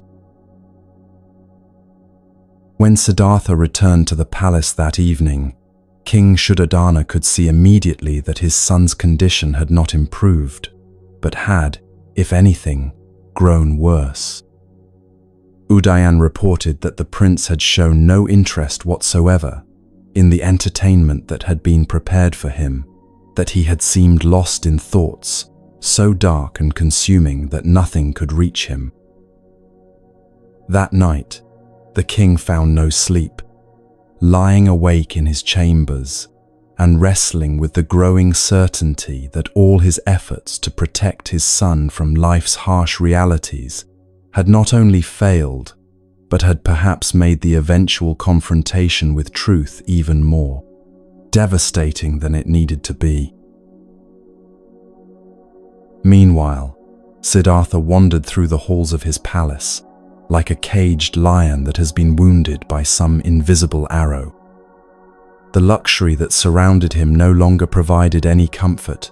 The beauty that had once delighted his senses now seemed like a mockery of the temporary nature of all earthly pleasures. Sleep eluded him completely, as his mind churned with questions that seemed to have no answers and fears that seemed to have no remedy. How could people live with such apparent peace when they knew, or should know, that everything they loved would eventually be taken from them? How could anyone find lasting happiness in a world where aging, sickness, and death ruled supreme over every form of joy and beauty? What was the point of building anything or loving anyone if time would ultimately destroy everything that mattered? In this state of profound spiritual crisis, Siddhartha felt a great longing for open fields and green meadows, for space where he could walk and think without being surrounded by the material comforts that now felt like barriers between himself and the truth he needed to understand. One day, unable to bear the confinement of palace walls any longer, he left his luxurious quarters and wandered out into the countryside that surrounded Kapilavastu. He walked aimlessly through landscapes that would once have filled him with simple pleasure, but now his mind was completely absorbed in pondering the mystery of human suffering and the apparent futility of all earthly endeavors. He no longer felt the ordinary emotions that had once governed his daily life, neither joy nor grief, neither doubt nor weariness, neither strong desire nor hatred nor scorn could touch him. It was as if his encounters with the fundamental realities of existence had burned away everything superficial and left him in a state of profound questioning that transcended normal human feelings. The wise person sees what is, not what they wish were, and Siddhartha was beginning to see with a clarity that was both terrible and liberating. As he walked through the peaceful countryside, lost in contemplation that seemed to deepen with every step, he suddenly became aware of a figure approaching him along the path. This was a man who looked like a wandering monk, dressed in simple robes and carrying himself with the kind of dignified poverty that speaks of someone who has voluntarily given up worldly possessions in search of something more valuable. Like the old man, the sick man, and the dead man, this figure was visible only to Siddhartha, another manifestation of destiny, appearing at exactly the moment when the prince was ready to receive the final lesson he needed before beginning his own spiritual journey.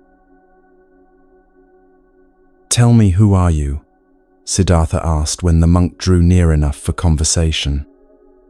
There was something about this figure that immediately captured his attention, something that suggested peace and purpose, in ways that contrasted sharply with the anxiety and confusion that had been consuming his own thoughts.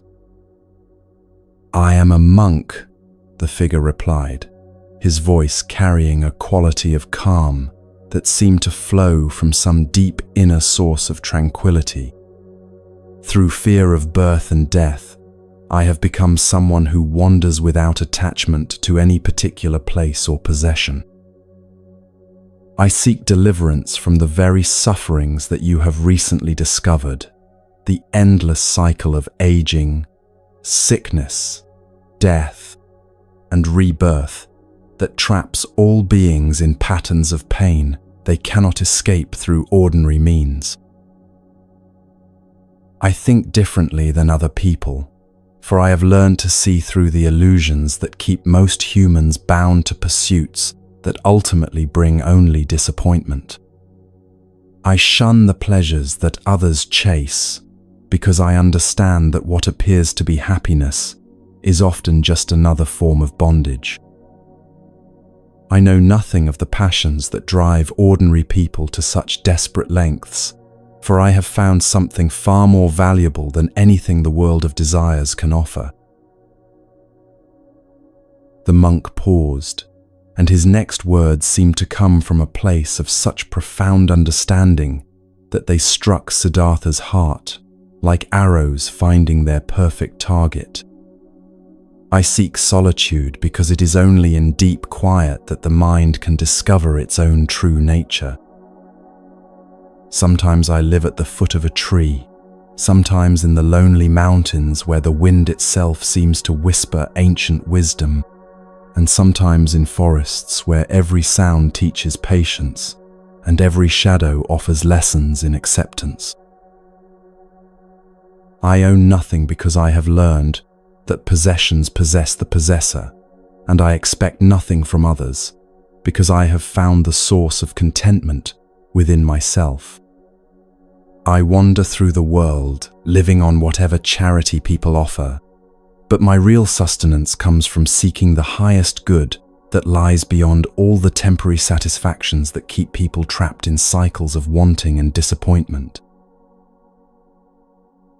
As soon as he finished speaking these words, the monk began to rise into the sky, ascending like smoke from a sacred fire, until he disappeared completely into the blue emptiness above.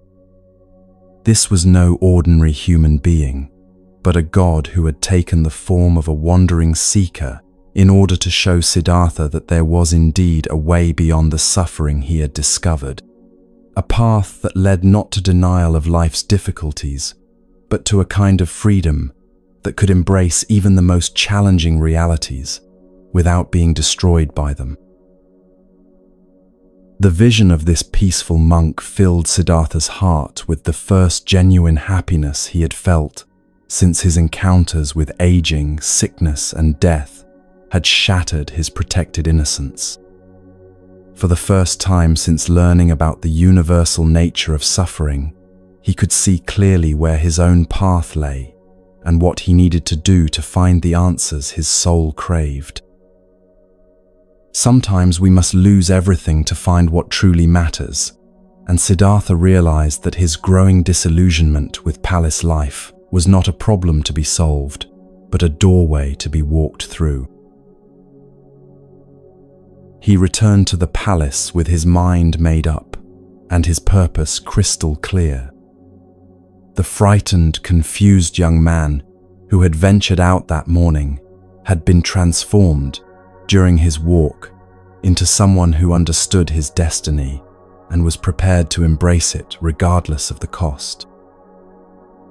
He went directly to his father, bowed respectfully, and spoke words that he knew would break the king's heart, but which represented the only honest response to everything he had learned about the nature of existence. "King and father," he said, his voice carrying a new quality of absolute certainty, "I have a request to make of you, and I pray that you will not oppose it, for my mind is completely determined, and my resolve cannot be shaken. I wish to leave this palace and walk the path of deliverance that leads beyond all the sufferings I have witnessed. I must find the way that leads beyond aging, beyond sickness, beyond death itself, not by denying these realities, but by discovering the truth that sets the heart free, even in the midst of a world where such things are inevitable." The transformation was complete. Prince Siddhartha had become a seeker, and nothing would ever be the same again.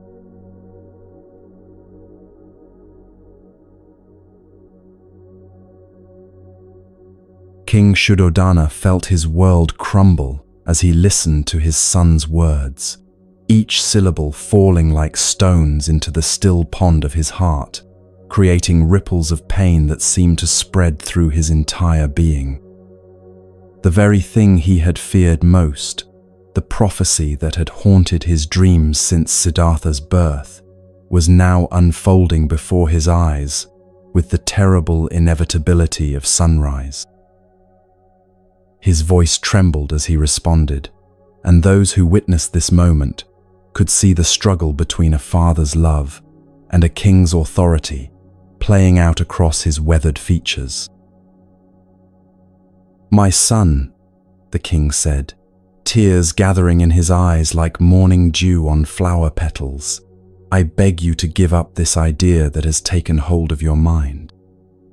You are still young, barely past the spring of life, and the thoughts that come to us in youth are often like clouds that pass quickly across the sky, casting shadows that seem permanent, but soon give way to clear skies again. Our senses in the early years are eager for new experiences, and our firmest resolutions can be forgotten when we truly understand the cost and effort required to fulfill them." He paused, searching his son's face for any sign that his words were having an effect, but seeing only the quiet determination that had settled there like snow on mountain peaks. "Besides," the king continued, his voice growing more desperate, "it is a grave mistake to attempt such austere practices while the body is still young and strong. First experience the joys that youth offers, then those that come with maturity and middle age. And only then, when you have lived fully in the world and understand what you are truly leaving behind, consider retiring to the forests to become a hermit. There is time, my beloved son. There is so much time ahead of you to explore every path, to satisfy every question that troubles your mind. But Prince Siddhartha's response carried the weight of someone who had seen beyond the veils that hide life's deepest truths from ordinary perception. His voice was gentle but unshakable, like water that flows around every obstacle but never deviates from its destined course toward the sea.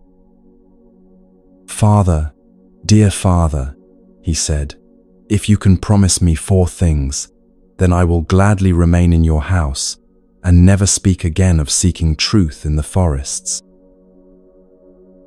These 4 things are all I require to stay contentedly within these palace walls." "Tell me what they are," the king said eagerly, hope flaring in his heart like a candle suddenly finding more air to feed its flame.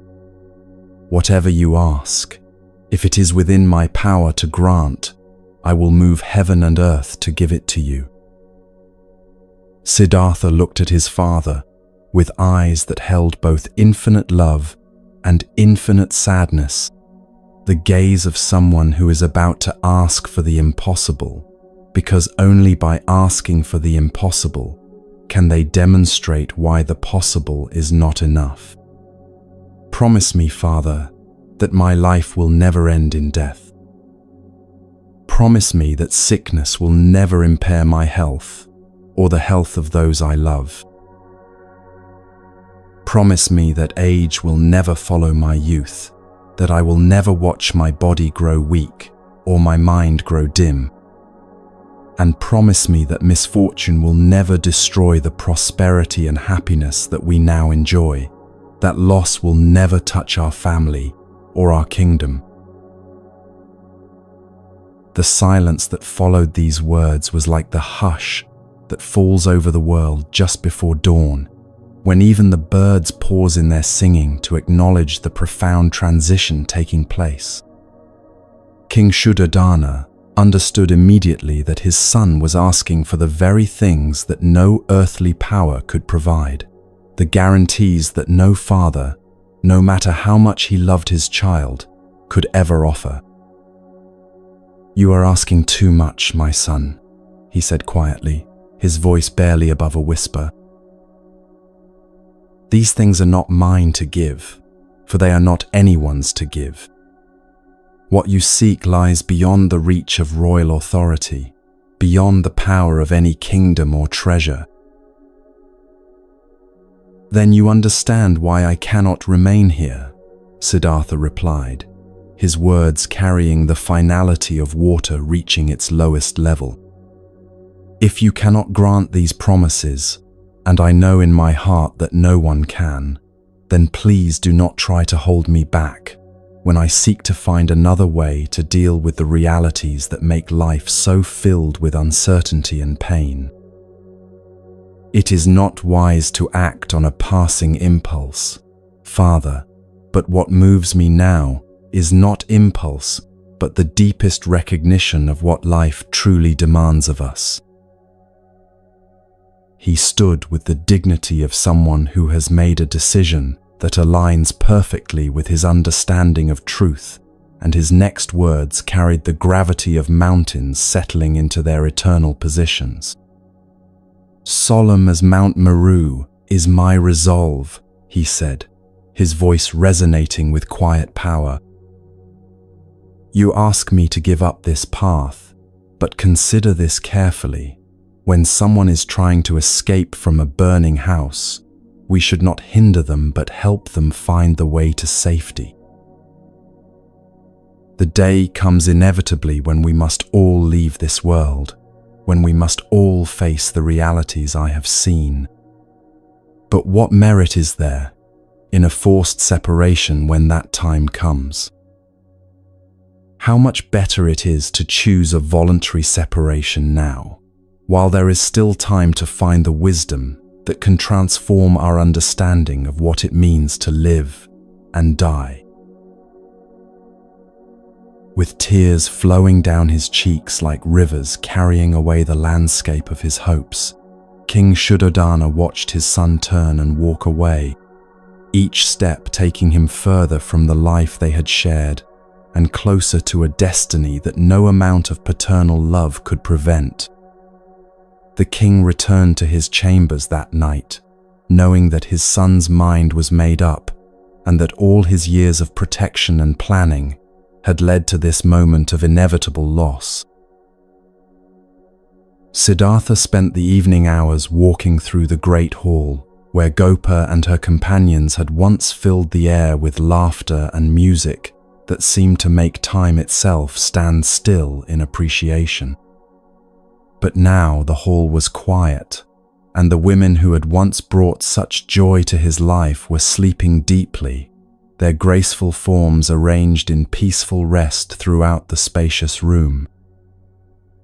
As he looked at them in the soft light that filtered through the palace windows, something profound shifted in his perception, and he saw them with eyes that had learned to see beyond surface appearances to deeper truths. Their carefully arranged beauty had given way to the natural disarray that comes with sleep.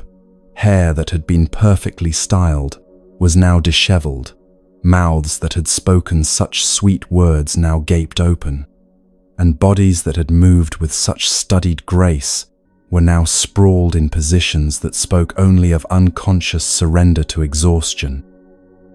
Their jewelry lay scattered around them, and the elegant clothes that had enhanced their loveliness were now wrinkled and twisted. In this unguarded state, they looked to Siddhartha's newly awakened perception like a preview of the dissolution that awaits every form of earthly beauty. "They are like corpses," he whispered to himself, the words rising from some deep place of recognition that he had not known existed within him. "I am standing in a place of death, surrounded by reminders that everything I have cherished is already passing away, already moving toward the dissolution that claims all temporary forms." This vision was not cruel or morbid, but rather a moment of profound awakening to the truth that beauty and youth and all the things we cling to are constantly changing, constantly flowing toward transformation whether we acknowledge this reality or not.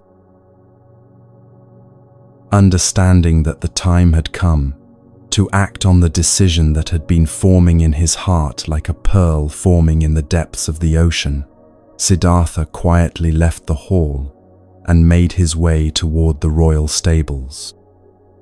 His steps were sure and silent, guided by a certainty that seemed to come from beyond his ordinary mind, as if destiny itself were directing his movements. He found Chandaka, his faithful charioteer, sleeping peacefully in the quarters adjacent to the stables, and he gently woke him with the touch of someone calling a friend to share in a sacred journey. "Chandaka," he said softly, his voice carrying a quality that immediately brought the charioteer fully awake. "Bring me my horse Kanthaka at once. Tonight I ride forth to find the eternal beatitude that lies beyond all the sufferings I have witnessed, beyond all the fears that keep people trapped in cycles of anxiety and despair." Chandaka knew the king's explicit orders about keeping the prince within the palace grounds, but as he looked into Siddhartha's eyes, he felt some power greater than royal command, urging him to obey this request. It was as if the universe itself was speaking through the prince's words, making resistance not just difficult but somehow impossible. Without question or hesitation, he went to fetch Kanthaka, the magnificent horse that had carried Siddhartha on so many journeys, within the safe boundaries of the palace grounds. Kanthaka was indeed a magnificent animal, with strength that seemed almost supernatural, and a grace that made his movements appear more like dancing than mere locomotion.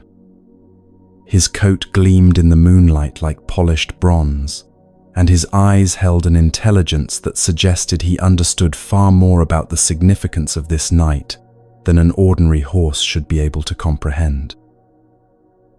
When Siddhartha approached him, the prince stroked the noble animal's neck with hands that trembled slightly with the magnitude of what he was about to attempt.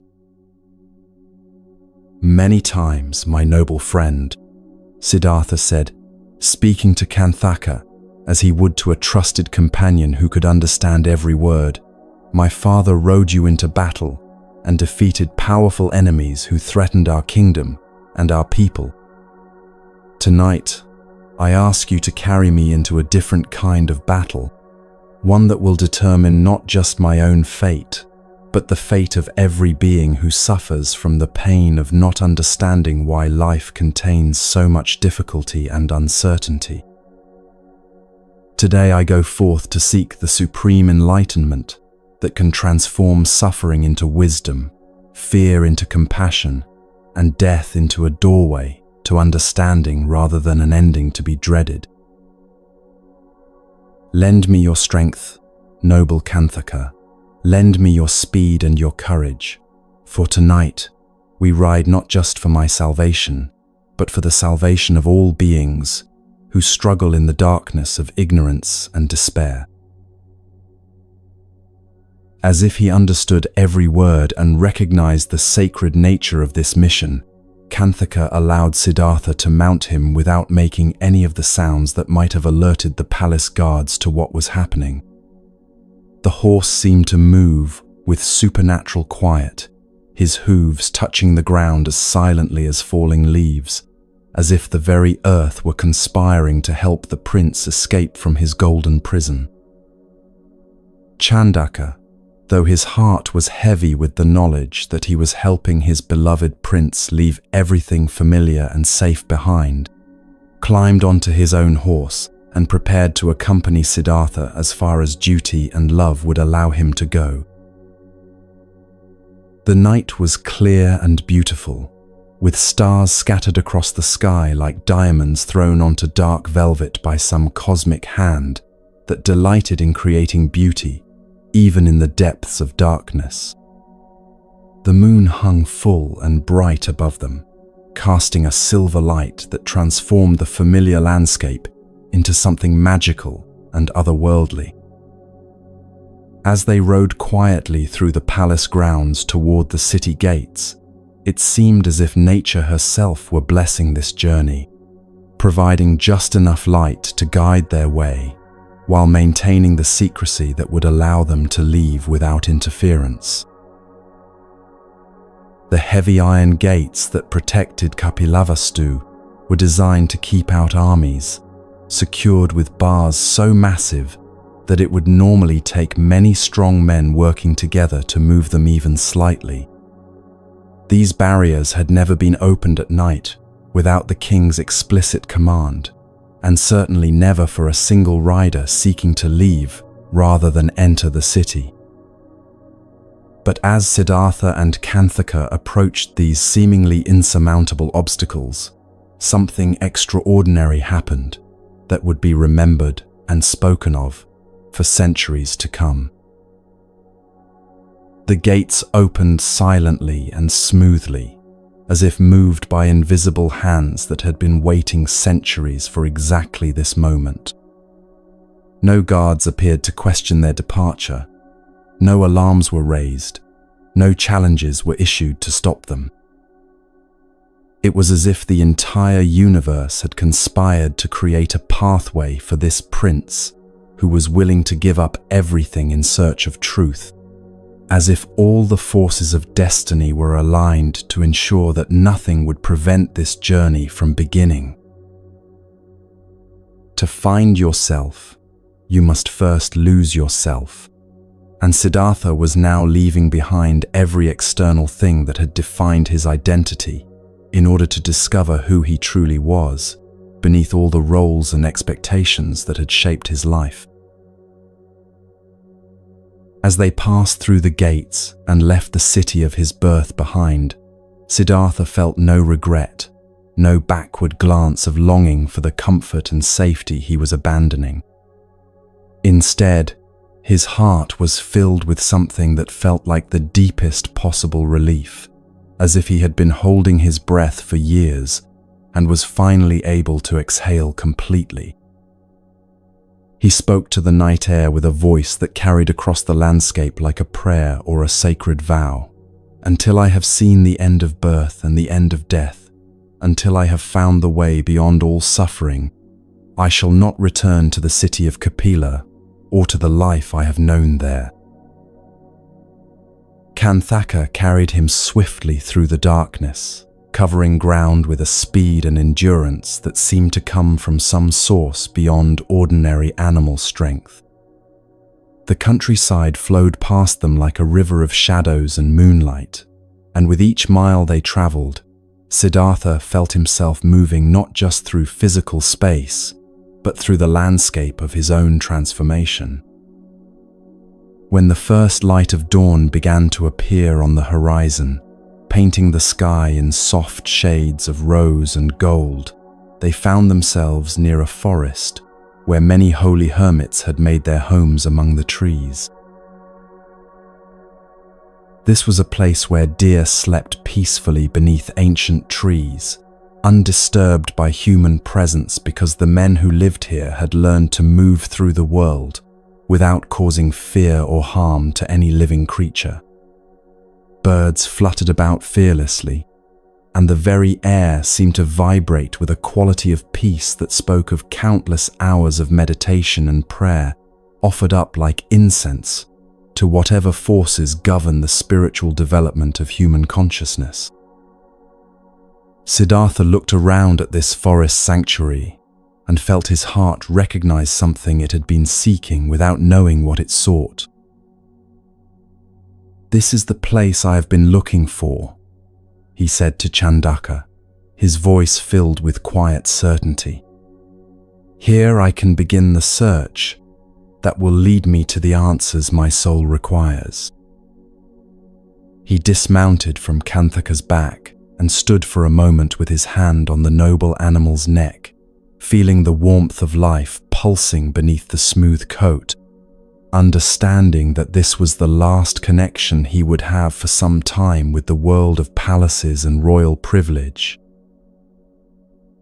He looked at Chandaka with eyes that held both infinite gratitude and infinite sadness, knowing that this faithful friend, who had served him so loyally, was about to experience the pain of separation.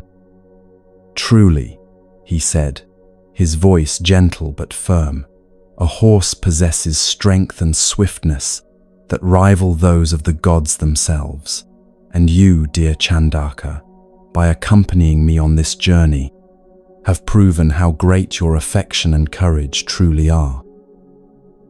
But now you must take Kanthaka and return to the city, for I have found the forest I was seeking, and the next part of this path I must walk alone." Chandaka's heart broke as he heard these words, for he had hoped against hope that perhaps he might be allowed to accompany his beloved prince on whatever spiritual adventure lay ahead. Tears flowed down his weathered cheeks as he realized that his role in this great story was ending, that from this moment forward, the prince he had served so faithfully would be walking a path that no loyal servant could share. But he was too well trained in duty and too aware of the sacred nature of what was happening to argue or plead for a different arrangement. Siddhartha embraced both Chandaka and Kanthaka with the tenderness of someone saying farewell to the last representatives of everything he had ever known and loved. Then, without looking back, he walked into the forest and began the next phase of his journey toward enlightenment, leaving behind not just a kingdom, but an entire way of understanding what it means to be human. The hermitage where he found himself was home to many seekers who had devoted their lives to the pursuit of spiritual truth, These were men who had given up the ordinary pleasures and pursuits that occupy most human lives in order to focus completely on the quest for liberation from suffering and ignorance. When Siddhartha appeared among them, moving with a natural grace and radiating a quality of presence that seemed to illuminate everything around him, they immediately recognized that someone extraordinary had joined their community. Wherever he went within the hermitage, it seemed as if a marvelous light preceded him, making even the simplest activities appear blessed and sacred. When he spoke, his voice was so sweet and powerful that the monks stopped whatever they were doing just to listen, and his words carried a persuasive quality that made the deepest truths seem not only understandable, but immediately applicable to daily life. It was clear that this young man who had come to them from the world of wealth and privilege possessed an inner development that far exceeded what his years should have made possible. Among the teachers in this forest community was a sage named Arata Kalama, whose understanding of meditation and spiritual discipline had attracted students from far and wide. Arata was known for his mastery of states of consciousness that most people cannot even imagine, and his reputation for wisdom and compassion had made him one of the most respected spiritual guides in the entire region. When he encountered Siddhartha and began to share his teachings with this remarkable new student, he quickly realized that he was dealing with someone whose capacity for understanding was unlike anything he had experienced in decades of teaching. Within what seemed like no time at all, Siddhartha had not only grasped the essential principles that Arata taught, but had mastered the meditative practices and reached the same level of realization that had taken his teacher many years to achieve. His progress was so rapid and so complete that Arata found himself somewhat amazed by the depth of insight this young prince displayed. One day, recognizing that his student had absorbed everything he had to offer, Arata spoke to Siddhartha with the generosity of a teacher who takes genuine joy in his student's advancement. "You understand the teachings as completely as I understand them," Arata said, his voice carrying both pride and a touch of wonder at what he had witnessed. "Everything that I know, you now know as well, and you have reached the same states of consciousness that I have spent my entire life learning to access. If you wish, we can share the work of guiding the other students in this community. We can both serve as teachers, for your realization is now equal to my own." But even as Arata spoke these generous words, Siddhartha found himself questioning whether the path he had been following was truly leading him toward the ultimate freedom he sought. He had learned to quiet his mind, to enter states of profound peace and clarity, to experience levels of consciousness that transcended ordinary awareness. Yet something within him recognized that even these remarkable achievements were not the final answer to the problem of human suffering. Is this teaching truly the ultimate law? He asked himself as he contemplated everything he had learned. Does the path that Arata has shown me really lead to the complete liberation that can free all beings from the cycle of birth, aging, sickness, and death? As he examined his experience more deeply, he began to see certain limitations in the approach he had been following. The monks in this community led lives of extraordinary austerity, refusing food prepared by human hands and eating only fruits, leaves, and roots that they could gather from the forest. They drank nothing but water, and when they slept, it was under open sky with only the branches of trees for shelter.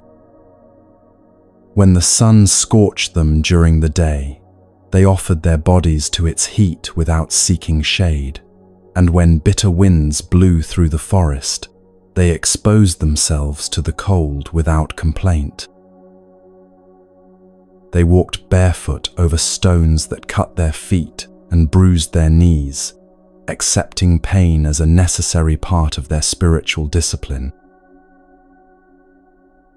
These practitioners believed that virtue could only be achieved through suffering, that the more they could endure, the more spiritual merit they would accumulate. They thought that by practicing perfect austerity and demonstrating complete indifference to physical comfort, they would earn the right to ascend to heavenly realms when their lives ended. In their minds, they were supremely happy because they believed their suffering was purchasing something infinitely valuable, a future existence in realms of eternal bliss. But Siddhartha, with the clarity that comes from deep meditation, combined with practical wisdom, began to see the flaws in this approach. Yes, he thought to himself, these practices may indeed lead to heavenly realms, but even the highest heavens are still part of the cycle of birth and death. To live a life of austerity while remaining indifferent to the constant reality of aging, sickness, and death for all beings is simply to add one form of suffering to another. This path may lead to temporary escape from the human condition, but it does not address the fundamental problem that keeps all conscious beings trapped in patterns of fear and pain. Every teacher teaches until they don't, then you become your own teacher. And Siddhartha had reached the point where his inner wisdom was telling him that he needed to move beyond even the most advanced teachings he had received. With great respect but firm determination, he approached Arata and spoke words that would mark another crucial turning point in his spiritual journey. "I cannot continue to teach this path alongside you," he said gently but clearly, "because I have come to understand that anyone who follows it, no matter how perfectly, will not find the complete liberation that can end suffering for all beings. I must leave this hermitage and continue searching for the approach that leads not just to personal peace, but to wisdom that can heal the fundamental pain that affects every conscious creature." And so Siddhartha left behind his first teacher and the community that had welcomed him so warmly, continuing his search for truth along paths that would lead him through even more challenging territory. He wandered until he came to the banks of a river called the Naranjana, which flowed through a landscape so beautiful it seemed designed by nature herself as the perfect setting for deep contemplation. Rich and fertile land stretched in all directions. Little villages drowsed peacefully in the shade of magnificent trees, and great meadows rolled away toward distant horizons like green carpets spread out to welcome weary travelers.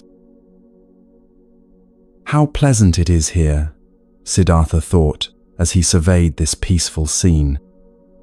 "What an inviting place in which to meditate and search for the wisdom that seems to lie just beyond my current understanding.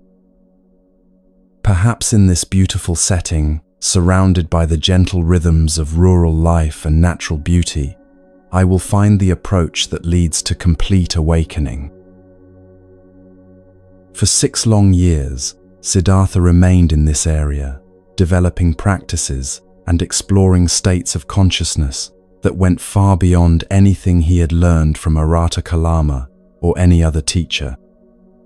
He never sought shelter from wind or sun or rain, allowing his body to experience every kind of weather without protection or complaint.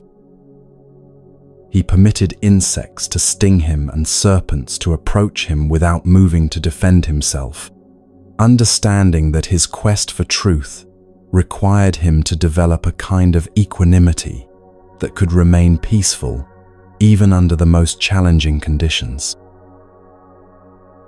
People from nearby villages, boys and girls, shepherds and woodcutters, would sometimes pass by and see this strange figure sitting motionless for hours or days at a time.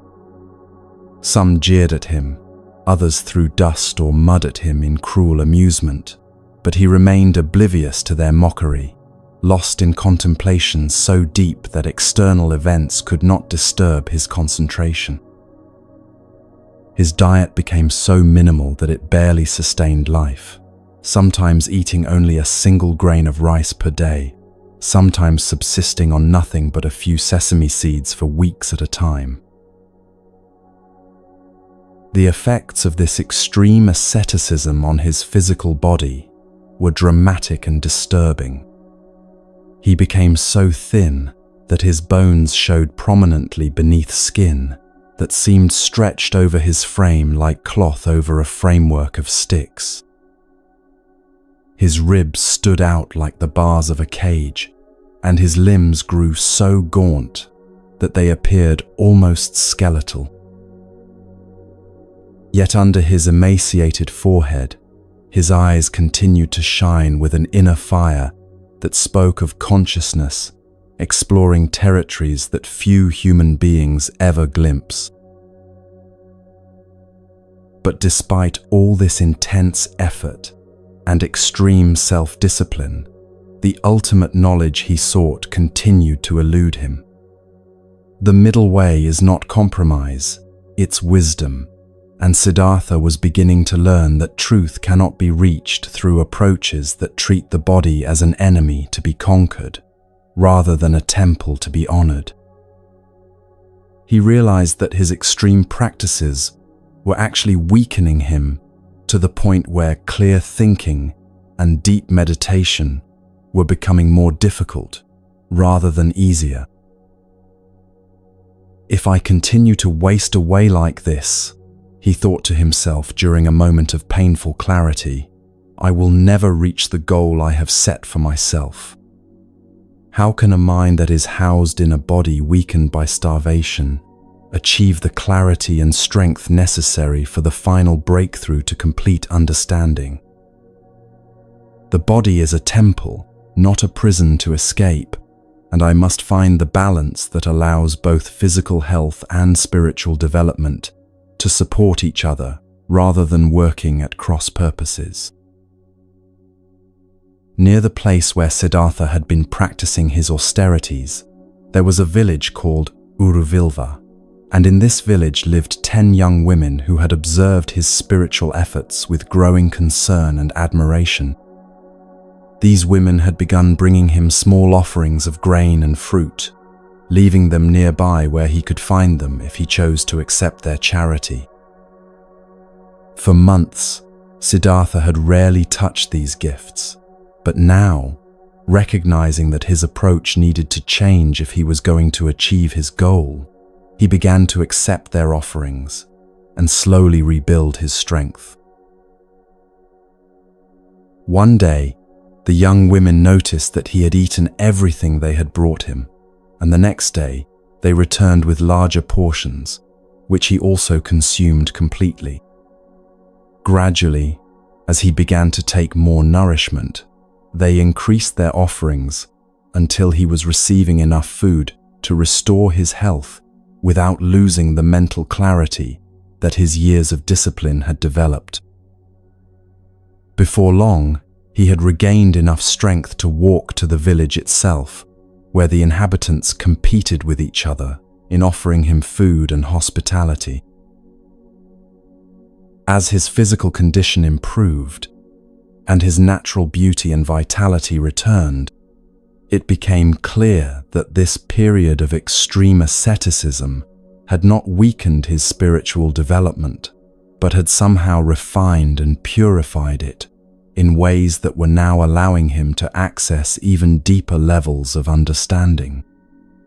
When we stop fighting life, life stops fighting us, and Siddhartha was learning to work with his human nature rather than against it in his quest for ultimate truth.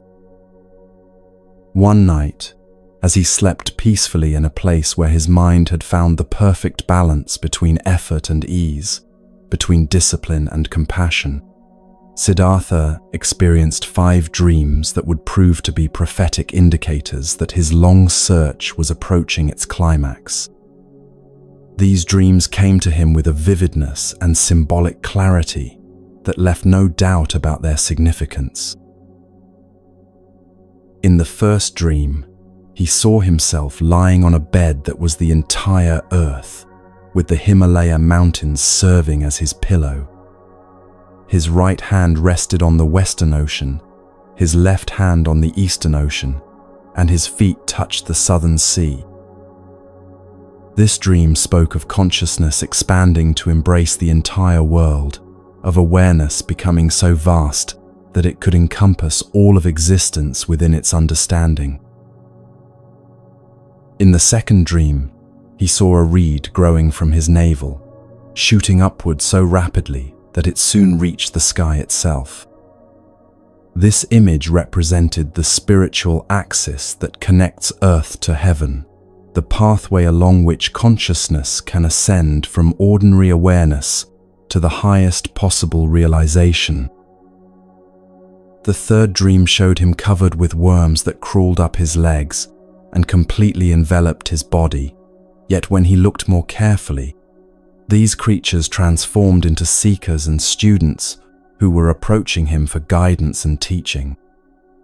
This vision indicated that he would soon become a teacher whose wisdom would attract countless beings seeking liberation from their own suffering. In the fourth dream, birds flew toward him from every direction, north, south, east, and west. And as they approached his head, they seemed to turn from ordinary creatures into beings of pure gold. This symbolized the way that all forms of seeking, from every possible direction and tradition, would be transformed into wisdom when they encountered the truth he was about to discover. The fifth and final dream was perhaps the most significant of all. He saw himself standing at the foot of an enormous mountain made entirely of filth and excrement, a sight that would normally provoke disgust and revulsion in any observer.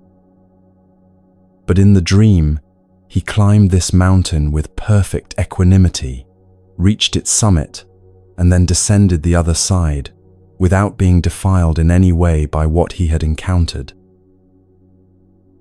This powerful image represented his readiness to face every form of human suffering and ignorance without being overwhelmed or contaminated by it.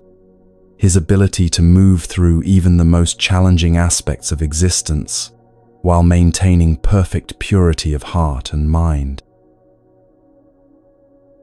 When Siddhartha awakened from these dreams, he knew with absolute certainty that the day had arrived when he would attain the supreme knowledge that had been the goal of all his seeking.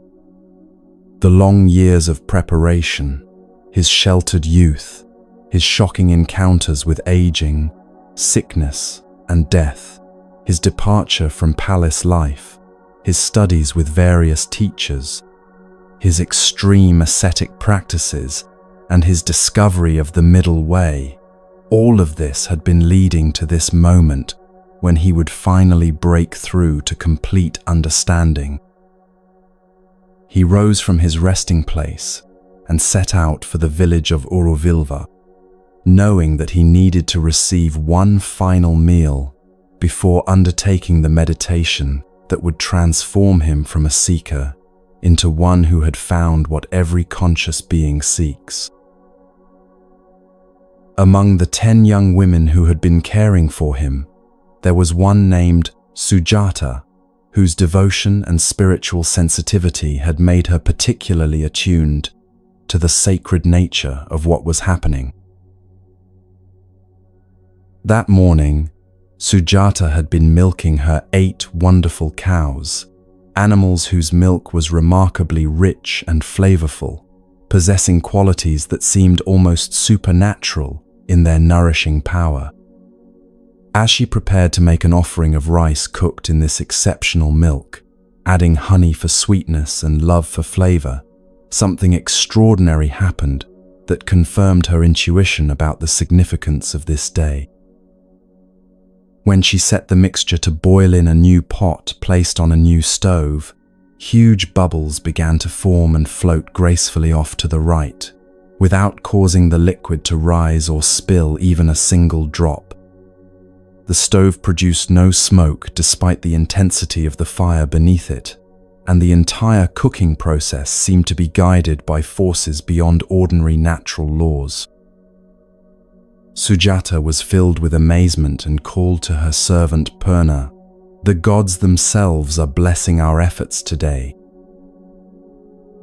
Go quickly and see if the holy man is approaching our house, for I believe this miraculous cooking is a sign that something sacred is about to happen." Purna hurried to the doorway and looked out toward the path that led to their village. There she saw Siddhartha walking toward them, but he appeared transformed from the emaciated ascetic they had been caring for. He was now radiating a light so brilliant and golden that she could barely look directly at him. She ran back to Sujata, her voice trembling with awe. "He is coming, mistress, he is coming." But be prepared to be overwhelmed by his splendor, for he shines like the sun itself. "Let him come, oh let him come," Sujata cried, her heart overflowing with joy and reverence. This wonderful milk was prepared especially for him, and I understand now that this day has been chosen by destiny itself for something that will change the world. When Siddhartha arrived at her house, his very presence seemed to illuminate everything around him with a radiance that spoke of approaching enlightenment. Sujata approached him with the deepest respect, bowing 7 times before offering him a golden bowl filled with the miraculous rice milk that had been prepared under such auspicious circumstances. As he accepted this final meal before his great awakening, Siddhartha understood that he was receiving much more than physical nourishment. He was being given a blessing that would sustain him through the ultimate confrontation with everything that keeps beings trapped in cycles of fear and suffering. All Buddhas throughout history, he thought as he held the golden bowl in his hands, have received their final meal before enlightenment served to them in a golden vessel just like this one. Since Sujata offers me this gift at exactly the right moment and in exactly the right way, I know that the time has truly come for me to fulfill the destiny that has been guiding my entire life. He drank the nourishing mixture slowly and gratefully, feeling strength flow through his body and clarity sharpen in his mind, preparing him for the meditation that would finally reveal the truth that sets all beings free from the suffering that seems so fundamental to existence. The stage was set, the preparation was complete, and the moment that all of human history had been waiting for was about to begin.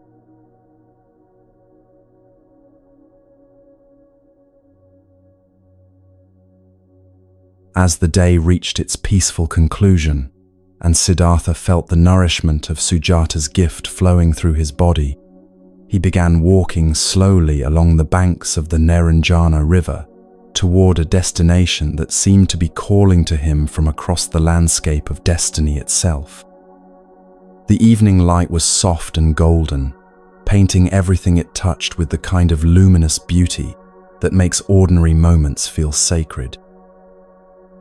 Sweet fragrance rose from the fields and gardens that bordered the river, and birds were offering their gentle evening songs to the approaching twilight, as if all of nature were preparing to witness something that would change the course of human consciousness forever.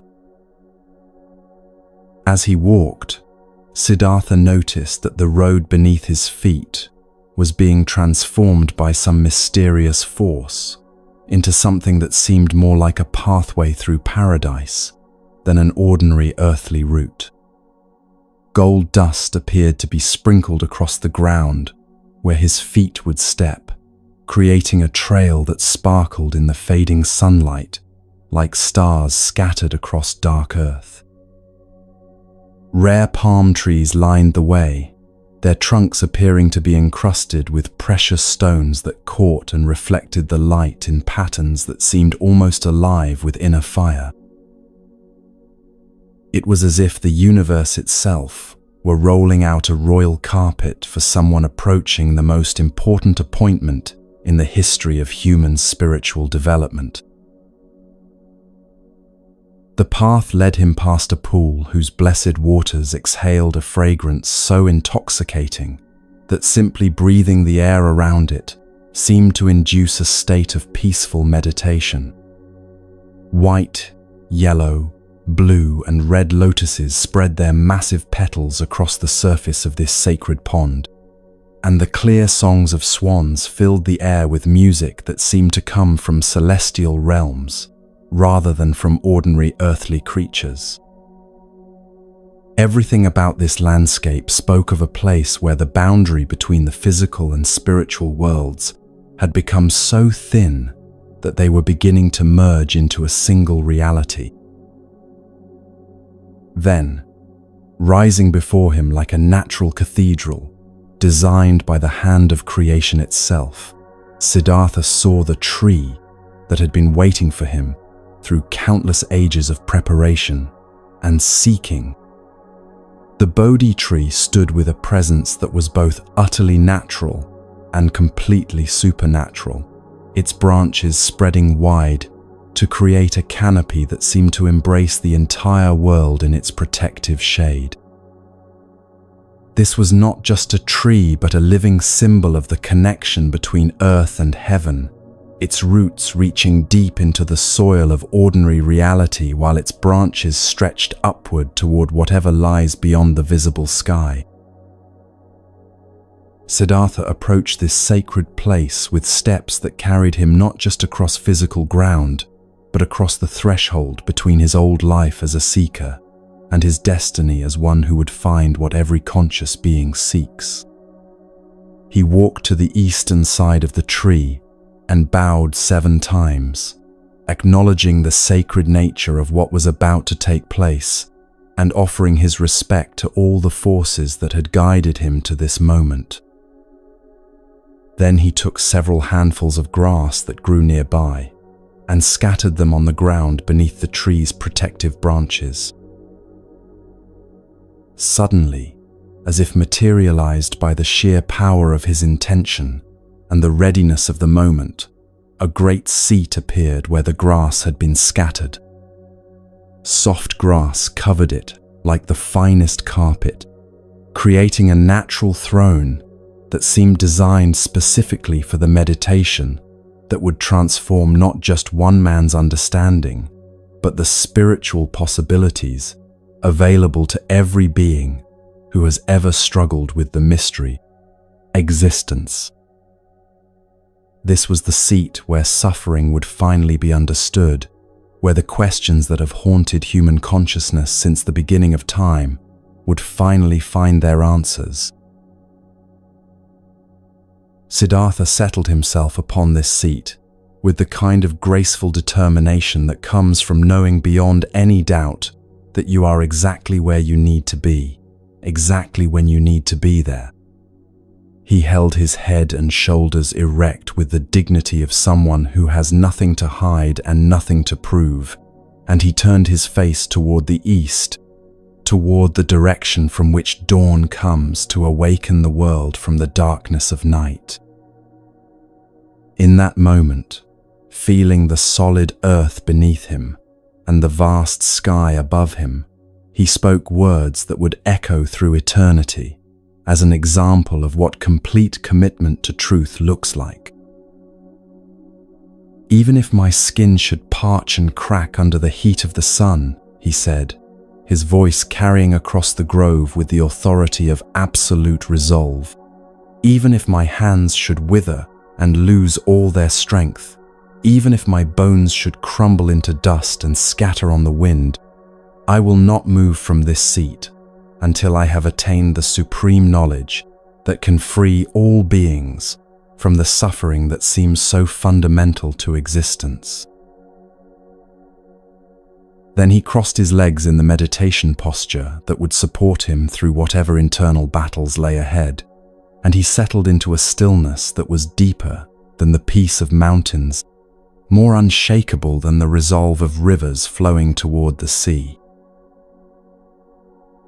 The light that emanated from Siddhartha's body as he entered into this final meditation was so brilliant that it penetrated even to those realms where Mara, the personification of everything that keeps beings trapped in cycles of fear and desire, held dominion over the forces of distraction and delusion.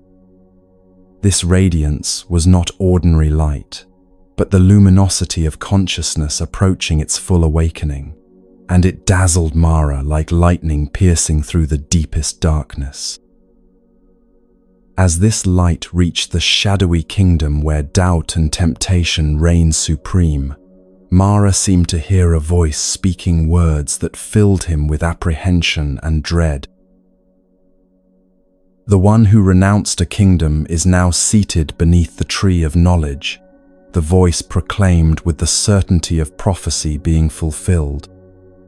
He is concentrating his mind with the kind of focus that can penetrate through every illusion, and he is making the supreme effort that will soon bring to all creatures the help they have been seeking through countless lifetimes of struggle and confusion. Because of what he is about to accomplish, the realm of awakened beings will be filled to overflowing, and the kingdom of ignorance and fear will be emptied of its subjects.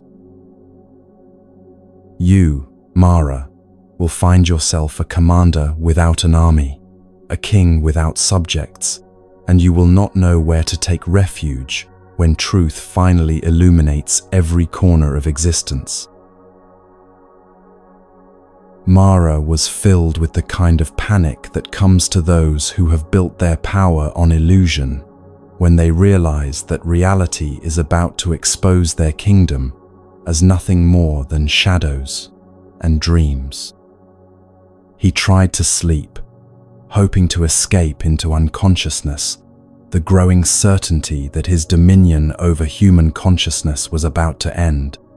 But his slumber was disturbed by terrible nightmares that showed him exactly what was approaching.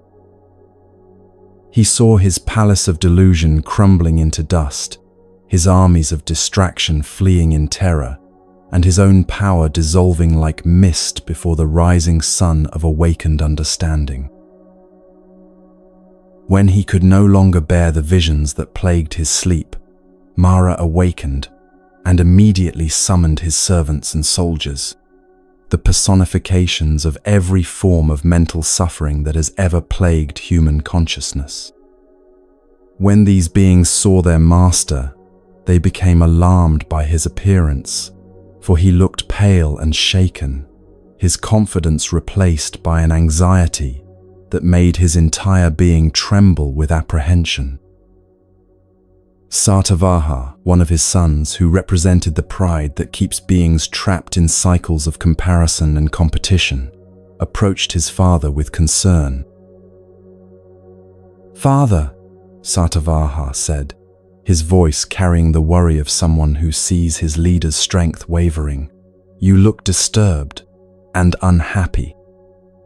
Your heart beats with a rhythm that speaks of fear, and your limbs shake as if you have seen something that has shattered your usual confidence. What have you heard? What have you witnessed that has affected you so deeply? Speak to us, for we have never seen you in such a state of distress." Mara's reply came in a voice that seemed to carry the weight of inevitable defeat, the tone of someone who has suddenly understood that the game he has been playing is about to end with his complete loss. "My sons," he said, his words heavy with the knowledge of approaching transformation. The days of my pride and power are numbered. I heard a voice crying out through the light that emanates from the one who sits beneath the tree of knowledge. And this voice told me that his awakening will mark the end of everything I have built through ages of keeping beings trapped in ignorance and fear. I have had dreams so terrible that they seem to strip away every illusion I have ever created about my own permanence and authority. He paused, his gaze turning inward, as if he were seeing again the visions that had tormented his sleep. I saw a black cloud of dust settling over my palace, covering everything I have constructed with the darkness of approaching dissolution. All of you, my faithful servants, had deserted me and fled to places where my authority could no longer reach you. When I tried to draw my sword to fight against the light that threatened to expose all my deceptions, I found that the weapon would not come free from its scabbard, as if even my tools of battle had abandoned me in this crucial hour. My subjects fled in horror from my presence, and impenetrable darkness closed in around me until I heard the sound of my own palace crashing to the ground like thunder, announcing the end of an age. Satavaha, though disturbed by his father's account, tried to offer counsel that might restore some measure of confidence to their cause. "Father," he said, "it is indeed disheartening to lose a battle before it has even been fought. If you have seen omens that suggest defeat, perhaps it would be wiser to avoid this confrontation altogether, rather than risk the inglorious destruction that your dreams have shown you." But Mara, despite his fears, was not ready to surrender without making at least an attempt to preserve the kingdom of delusion that he had ruled for so long. He refused to listen to his son's cautious advice, and instead ordered his entire army to advance against the one who threatened to bring light into every corner where ignorance and suffering had previously reigned, unchallenged. What you resist persists, what you accept transforms, but Mara had not yet learned this fundamental truth, and so he chose to fight rather than face the reality of what was happening beneath the Bodhi tree. The army that assembled at Mara's command was a fearsome sight that represented every form of mental torment that conscious beings can experience. It bristled with weapons of distraction and delusion, pikes of piercing doubt, arrows of self-criticism, swords of comparison that cut the heart, enormous battle axes of despair, and heavy clubs of confusion that could bludgeon even the strongest mind into submission. The soldiers themselves were manifestations of every kind of psychological suffering imaginable, their appearance designed to inspire terror in anyone who looked upon them. Some were black as the darkest depression, others blue as the coldest loneliness, still others yellow as the sickliest anxiety, or red as the most violent anger. Their faces were terrifying beyond description, their eyes cruel flames that burned with the intensity of uncontrolled passion, and their mouths spewed blood that represented all the harm that beings do to themselves and others when they are lost in the darkness of unconscious reactivity. Many had multiple heads representing the endless multiplication of worries that can plague a restless mind, while others had numerous arms symbolizing the frantic grasping that keeps people trapped in cycles of wanting and disappointment. Instead of ornaments, they wore necklaces made from bones and dried human fingers, gruesome decorations that spoke of all the ways that unconscious living leads to spiritual death and the gradual destruction of everything beautiful and alive in human nature.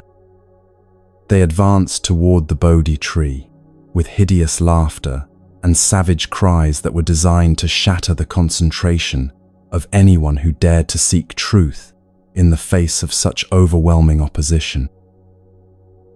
This was the full force of every psychological obstacle that has ever prevented a human being from discovering their true nature and living in the freedom that comes from understanding reality as it actually is. Before launching his direct assault, Mara attempted to frighten Siddhartha by demonstrating the terrifying power he could unleash against anyone who dared to challenge his authority. He roused the fury of the winds, sending cyclones rushing toward the meditation seat from every direction, storms so violent that they uprooted ancient trees, devastated entire villages, and shook mountains until boulders tumbled from their peaks, like teardrops falling from the eyes of giants. These winds were meant to represent the way that life's unexpected changes can overwhelm us when we try to hold on to things that are constantly shifting and transforming. But Siddhartha, seated in perfect stillness beneath the Bodhi tree, never moved so much as a finger in response to this supernatural storm. Not a single fold of his robe was disturbed by winds that were destroying everything else in their path, for he had learned the secret of finding the eye of the hurricane, that place of perfect peace that exists at the center of every disturbance. You are not your thoughts, you are the awareness watching them, and Siddhartha had discovered the part of himself that could remain completely unaffected by even the most violent external circumstances. Seeing that wind could not shake this seeker's determination, Mara summoned torrential rains that fell with such violence they seemed capable of submerging entire cities and scarring the very surface of the earth with their intensity. These floods represented the way that overwhelming emotions can seem to drown our peace and wash away every trace of the stability we have worked so hard to build in our lives. But once again, Siddhartha remained completely unmoved, and not a single thread of his clothing became wet, as if he existed in a space that was somehow beyond the reach of any external force, no matter how powerful. Next, Mara hurled blazing rocks through the air, meteors that glowed with the heat of 1,000 fires, and sped toward their target with the force of cosmic destruction. These burning projectiles symbolized the way that life sometimes seems to bombard us with painful experiences that feel like attacks from an unjust universe. But as these flaming stones approached the tree where Siddhartha sat in meditation, something miraculous happened that demonstrated the power of complete non-resistance to transform even the most threatening circumstances. The rocks changed in mid-flight, their fire extinguished and their hardness transformed, so that they fell not as weapons but as flowers, gently scattering around the meditation seat, like offerings from a grateful cosmos. Frustrated by the failure of his elemental attacks, Mara commanded his army to loose their arrows directly at the figure who seemed immune to every form of assault they could devise. Thousands of projectiles filled the air, arrows of self-doubt, spears of regret, javelins of fear about the future, and darts of criticism that were designed to pierce the heart of anyone who dared to believe they were worthy of genuine happiness and peace. But every single one of these weapons underwent the same transformation as the burning stones, changing from instruments of destruction into beautiful flowers that created a fragrant carpet around the base of the Bodhi tree. Finally, in desperation, the entire army rushed forward in a massive assault, intending to overwhelm through sheer numbers what they could not defeat through any individual attack. But the light that emanated from Siddhartha's concentrated awareness acted as an impenetrable shield, protecting him not through resistance, but through a kind of presence so complete that negativity simply could not maintain its coherence in the face of such unconditional acceptance. Swords were shattered when they encountered this radiance, battle axes were bent beyond repair, and every weapon that fell to the ground was immediately transformed into yet another flower, until the entire battlefield became a garden more beautiful than any earthly paradise. Suddenly, filled with terror at witnessing these incredible transformations, the soldiers of fear and delusion began to flee in every direction, abandoning their weapons and running like children who have finally seen through the illusions that had seemed so threatening in the darkness. Mara found himself alone on the battlefield, wringing his hands in anguish as he realized that everything he had depended upon to maintain his power over human consciousness had proved completely ineffective against the simple presence of someone who had learned to stop fighting. Reality. "What have I done wrong?" Mara cried out in his frustration and confusion. "How is it possible that this one person can defeat everything I am capable of sending against him? I have been generous to those who served me. I have granted desires to countless beings who asked for my help, and those who are fleeing could bear witness to my kindness and the rewards I have given them for their loyalty." The retreating troops, still within hearing distance, called back to their defeated commander, "Yes, you have been kind and generous to us, and we will bear witness to your gifts and favors." But their voices carried a note of finality, as if they were already recognizing that their old loyalties belonged to a world that was passing away. Mara, clutching at this fading support, turned his attention back to Siddhartha and spoke with the voice of someone making a last desperate argument. "But what proof has this man given of his own generosity?" he demanded. "What sacrifices has he made that entitle him to claim victory over powers that have ruled human consciousness since the beginning of time? Who will bear witness to his qualifications for the awakening he seeks to achieve? Where are the supporters who can testify to his worthiness?" In that moment, a voice arose from the earth itself, speaking with the authority of the foundation that supports all life and has witnessed every act of compassion and sacrifice throughout the history of conscious existence. "I will bear witness to his generosity," the earth declared, her voice carrying the weight of geological ages and the wisdom of countless seasons of growth and renewal. This was the moment when truth needed no defense, when reality itself spoke on behalf of someone who had aligned his entire life with the deepest principles of love and service. The earth continued speaking, her words flowing like a river carrying the accumulated wisdom of all time. "Yes, I, who am the mother of all beings, will gladly bear witness to his boundless generosity. 100 times, 1,000 times, in the course of his previous existences, this being has offered his hands, his eyes, his head, his entire body in service of others who were suffering or in need. In this current lifetime, which will be his last before complete liberation, he will destroy the very roots of aging, sickness, and death for all who encounter his teaching. As surely as he excels you in spiritual strength, Mara, he surpasses you equally in the generosity that flows from a heart that has learned to love without conditions or limitations."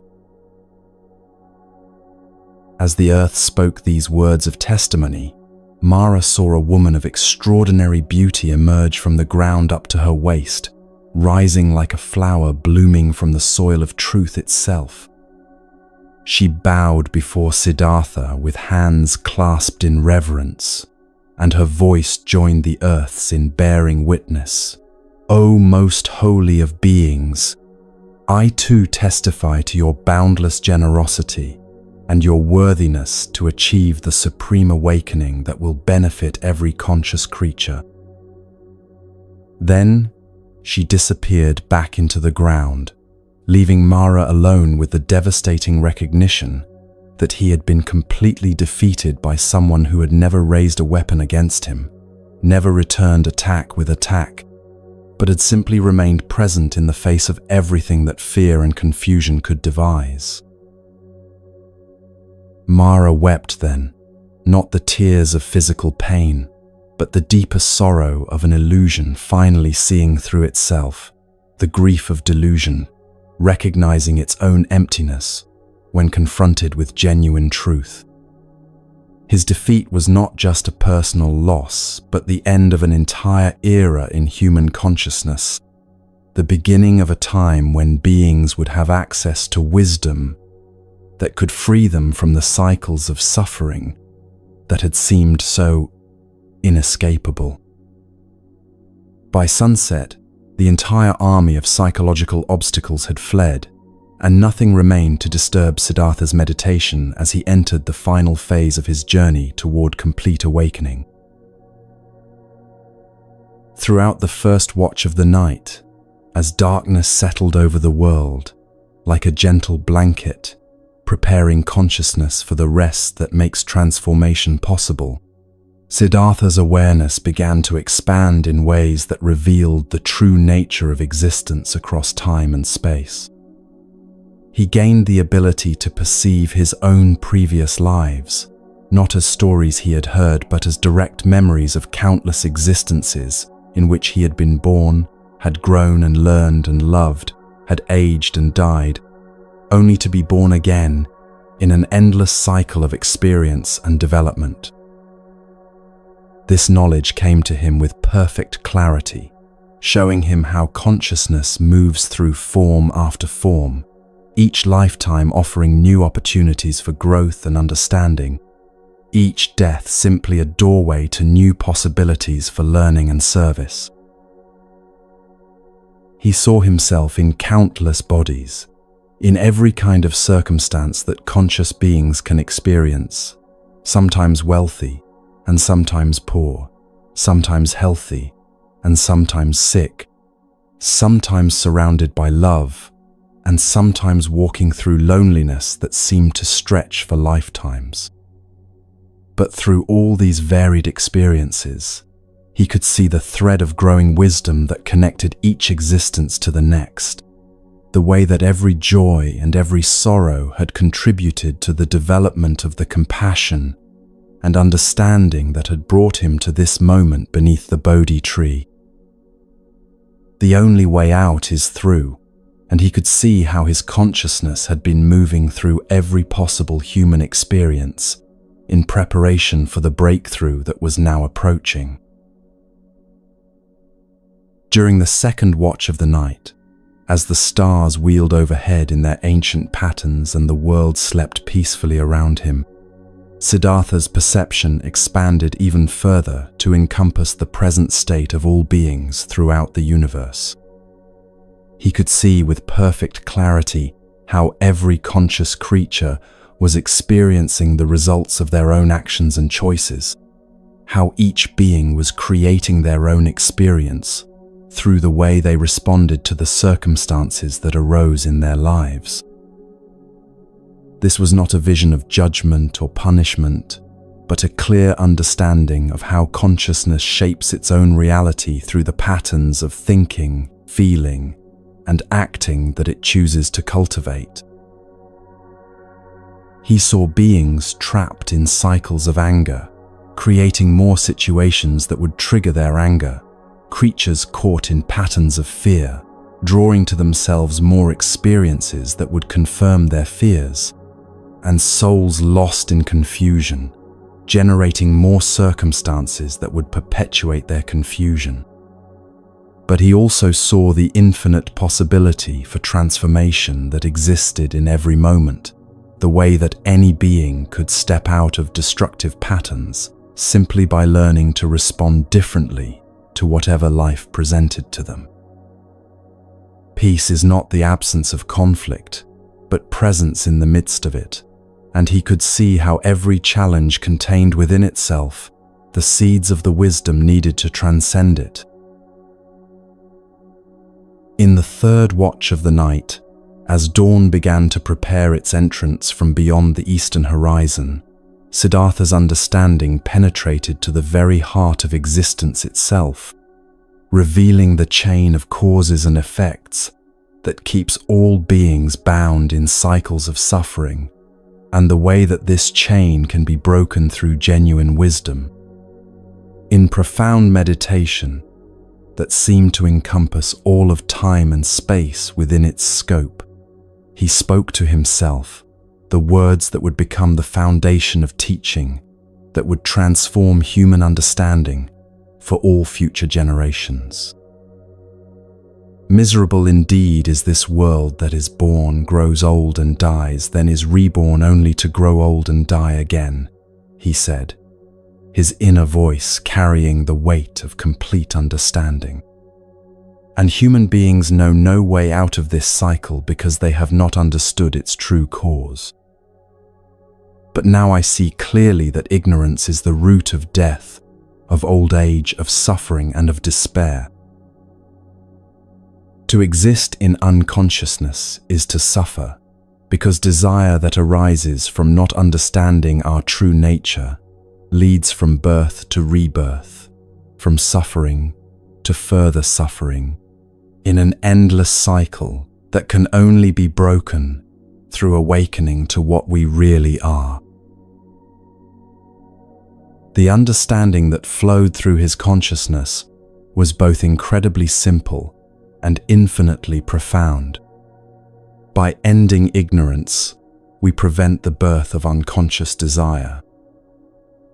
By stifling craving that comes from not knowing our true nature, we prevent the rebirth of suffering patterns. By leading a life of complete awareness and compassion, desire is transformed from a source of bondage into a force for awakening, and we cease to create the very suffering we have been trying so desperately to escape.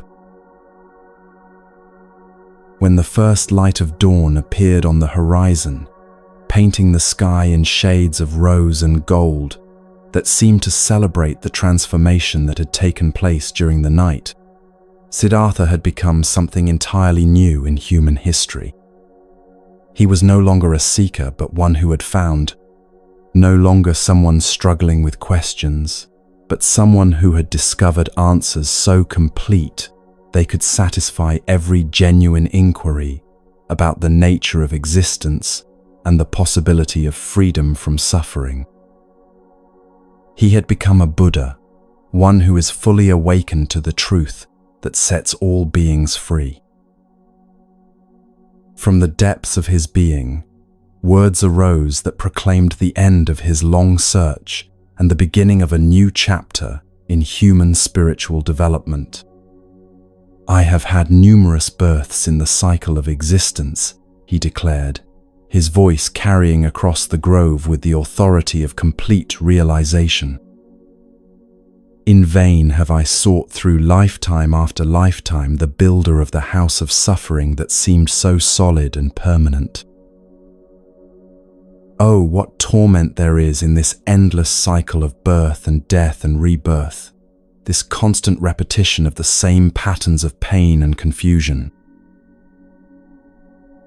But I have seen you at last, O builder of the house of illusion, he continued, his words ringing with the joy of one who has finally solved the greatest mystery of existence. You will build this house of suffering no longer, for I have broken through the illusion that gave you power over consciousness. The rafters of delusion are broken, the walls of separation have crumbled, and the entire structure of unconscious living has collapsed into the recognition of what was always already true. The mind has attained nirvana, the peace that comes from no longer fighting reality, and birth into unconsciousness is no more because the desire that creates suffering has been transformed into the wisdom that creates freedom. At the moment of this ultimate realization, the entire earth trembled 12 times, not with the violence of destruction, but with the gentle shaking of a mother's laughter, as she witnesses her child taking the first steps that will carry him into a life of limitless possibility. The world itself seemed to blossom like a great flower opening to receive the light of a sun that had never shone before, and every conscious being, whether they understood what was happening or not, felt something shift in the very fabric of existence that made new forms of peace and happiness available for the first time. Throughout the cosmos, gods and celestial beings, who had been waiting through countless ages for this moment, burst into songs of celebration that echoed through every realm of existence. "He has come," they sang, their voices blending into a harmony that seemed to heal every discord that had ever existed. "He who brings light into the world has finally appeared." The eye of the world, so long blinded by ignorance and fear, has opened at last, and this eye is dazzled by the light of truth that can illuminate every corner where darkness once seemed permanent and unchangeable. "O conqueror of suffering," the divine voices continued, "you will give to all beings that which they have been seeking through every prayer, every effort, every hope that has ever risen from a heart longing for genuine peace and understanding. Guided by the sublime light of the wisdom you have discovered, all creatures will be able to reach the shores of deliverance from the ocean of pain that has seemed so vast and impossible to cross. You hold the lamp that can dispel every form of darkness. Go now and share this light with all who are ready to receive it." The Buddha, for that is what Siddhartha had become, the word meaning one who has awakened, sat in perfect stillness as the full implications of his realization settled into every cell of his being. The Buddha you seek is the Buddha you are, and he had discovered that what he had been searching for through years of seeking had always been his own true nature, waiting to be recognized beneath all the layers of conditioning and confusion that had hidden it from view. He had not gained anything new, but had simply stopped believing in the illusions that had made his inherent freedom seem so distant and difficult to achieve. The long night of seeking was over, and the eternal day of awakened living had begun. From this moment forward, every word he spoke would carry the power to awaken others to their own Buddha nature. Every teaching he offered would be a bridge, allowing beings to cross from the shore of suffering to the shore of lasting peace. And every person who encountered him would have the opportunity to discover for themselves the truth that sets consciousness free from every form of bondage and limitation. The battle with Mara had ended not in victory over an external enemy, but in the recognition that there had never been an enemy at all, only the opportunity to learn that what you resist persists, while what you accept with complete understanding transforms into wisdom and compassion. The army of mental obstacles had fled, not because they were defeated, but because they were revealed to be nothing more than temporary appearances in consciousness, no more real or permanent than clouds passing across the face of an eternal sun. As the sun rose fully above the horizon, casting its light across a world that was now blessed with the presence of a fully awakened being, the Buddha remained in meditation, integrating the profound transformation that had occurred and preparing to share with all beings the good news that suffering is not the inevitable condition of existence, but simply a case of mistaken identity that can be corrected through the application of wisdom and compassion to every moment of living. The great work was complete, and the greater work of teaching was about to begin.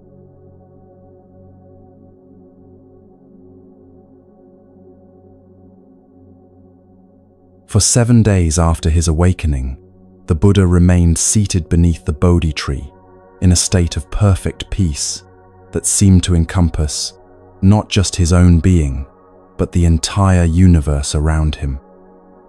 He was like someone who has been carrying a heavy burden for countless miles and has finally been able to set it down, discovering in that moment of release a lightness and freedom that feels almost too wonderful to believe. The suffering that had driven his entire spiritual quest had not just ended, but had been revealed to be based on a fundamental misunderstanding about the nature of existence itself.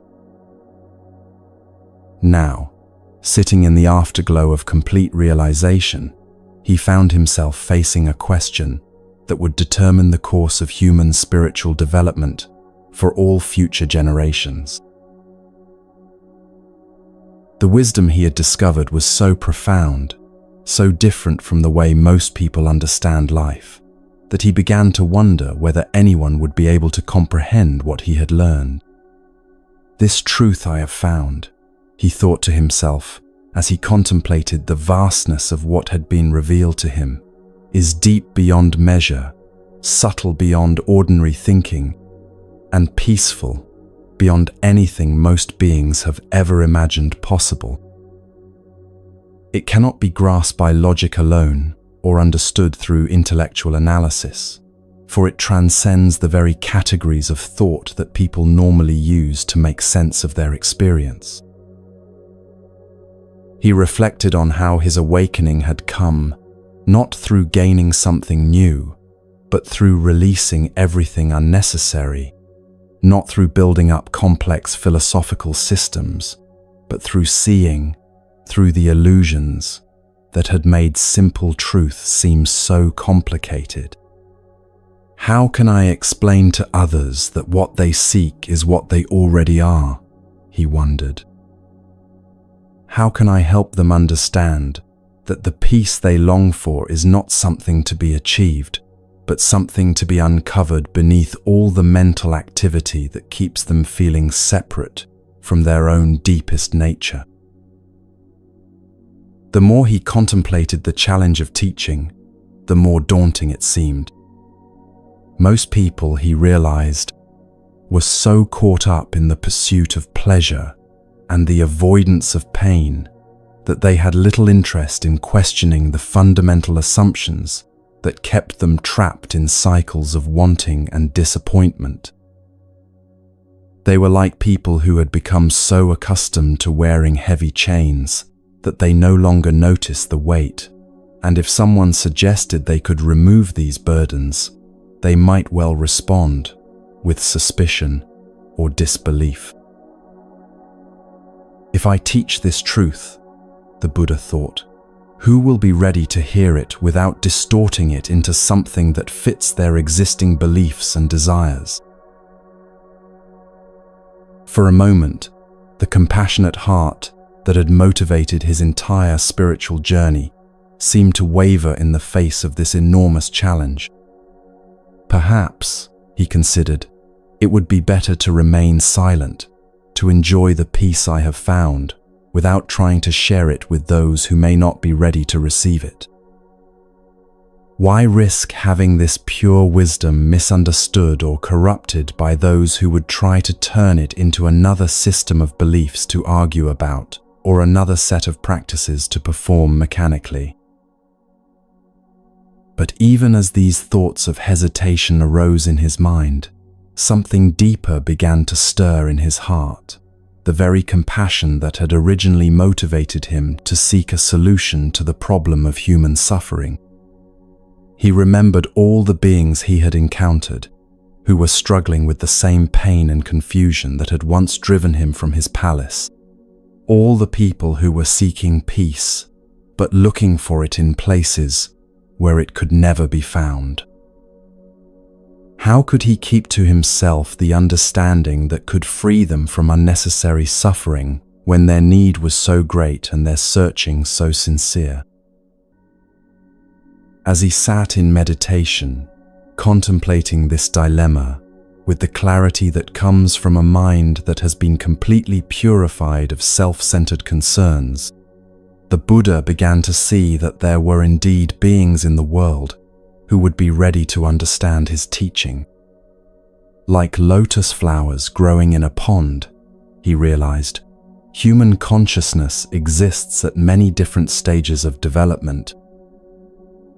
Some people were like lotuses still buried deep in the mud of ignorance and confusion, not yet ready to respond to the light of wisdom, even when it shines directly upon them.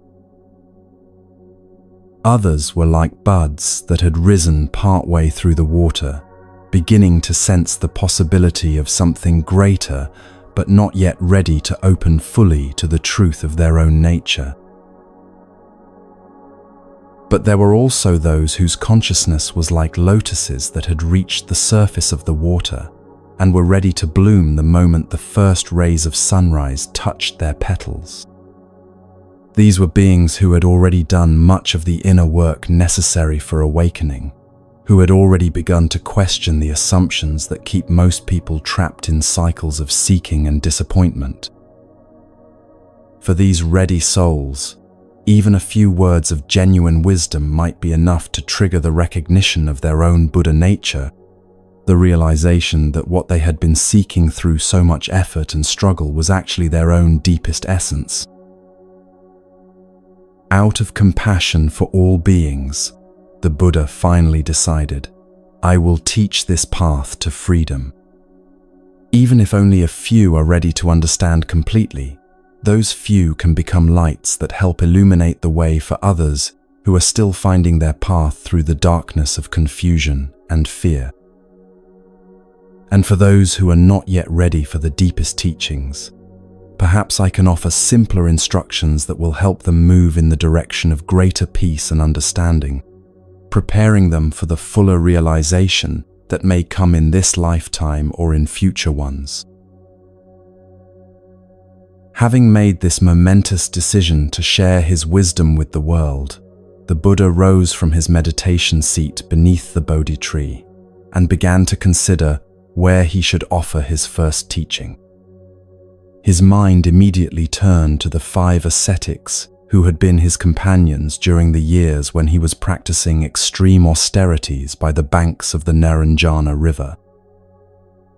These men had left him when he abandoned those harsh practices in favor of the middle way, disappointed that he had given up what they considered the most direct path to liberation. But the Buddha could see with his awakened perception that these sincere seekers would be ready to understand that his apparent abandonment of spiritual discipline had actually led him to a far more effective approach to the ending of suffering. He set out on foot towards Sarnath, the place where these 5 ascetics had established their own community of practice, walking with the unhurried pace of someone who has nowhere to go because he has arrived at his true destination. As he traveled, people who encountered him along the way were struck by something extraordinary about his presence, though most could not put into words what made him seem so different from every other wandering holy man they had ever met. There was a quality of complete peace about him that seemed to emanate from every gesture, every glance, every word he spoke to those who greeted him along the road. When he finally reached the place where the 5 ascetics were living, they saw him approaching from a distance and made a pact among themselves not to show him the usual courtesies they would offer to a respected teacher. "This is Gautama," they said to each other, "who gave up the holy life and turned to luxury and comfort when the path became difficult. We should not stand to greet him or offer him a seat or show him any of the respect due to someone who has maintained his spiritual discipline." But as the Buddha drew nearer, something about his presence began to affect them in ways they had not anticipated. Almost without realizing what they were doing, they found themselves rising to their feet, preparing a seat for him, and offering him water to wash his feet and refresh himself after his journey. There was something about the quality of peace that surrounded him that made such gestures feel not just appropriate, but absolutely necessary, as if they were in the presence of someone who had discovered something precious beyond all ordinary understanding. Even though they offered him these courtesies, they still addressed him by his personal name, rather than using the titles of respect they would normally employ when speaking to a spiritual teacher.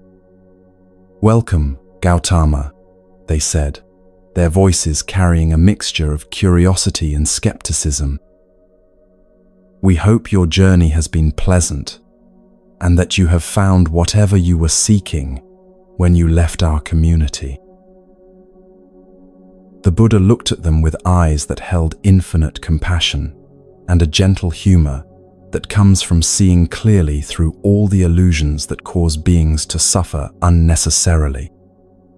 "My friends," he said, his voice carrying a quality that immediately captured their complete attention, "do not address me by my personal name, as you might speak to an equal or a friend. I have become a Tathagata, one who has found the way beyond all suffering, and I have come to share with you the wheel of teaching that can lead all beings to the same freedom I have discovered." At first, the 5 ascetics were inclined to dismiss this claim as the boastful talk of someone who had compromised his spiritual practice and was now trying to justify his lack of discipline. "How can you, who gave up the effort and returned to a life of ease, claim to have achieved what we who have maintained our austerities have not yet reached?" they asked. But something in the Buddha's presence made it impossible for them to maintain their skepticism for long. There was an authority in his words that came not from intellectual knowledge, but from direct realization, and a peace in his being that spoke of someone who had indeed found what every spiritual seeker hopes to discover. Over the course of several days, the Buddha shared with these 5 men the essential insights that had led to his awakening, speaking in language so simple and clear that even the most profound truths became immediately accessible to their understanding. He taught them what would become known as the 4 Noble Truths, 4 observations about existence that cut through all the complexity and confusion that usually surrounds discussions of human suffering and its resolution. The first truth, he explained, is that life as most people experience, it contains a fundamental dissatisfaction that arises from not understanding the nature of reality. This is not pessimism, but simple recognition of the obvious fact that even our happiest moments are temporary, that everything we love will eventually change, and that we spend much of our time fighting against circumstances we cannot control. The teaching is simple: stop fighting reality, and half of your suffering ends immediately. The second truth, he continued, is that this suffering has a cause, and that cause is our constant craving for life, to be different from what it is. We suffer not because difficult things happen, but because we resist difficult things when they arise and cling to pleasant things when they begin to change.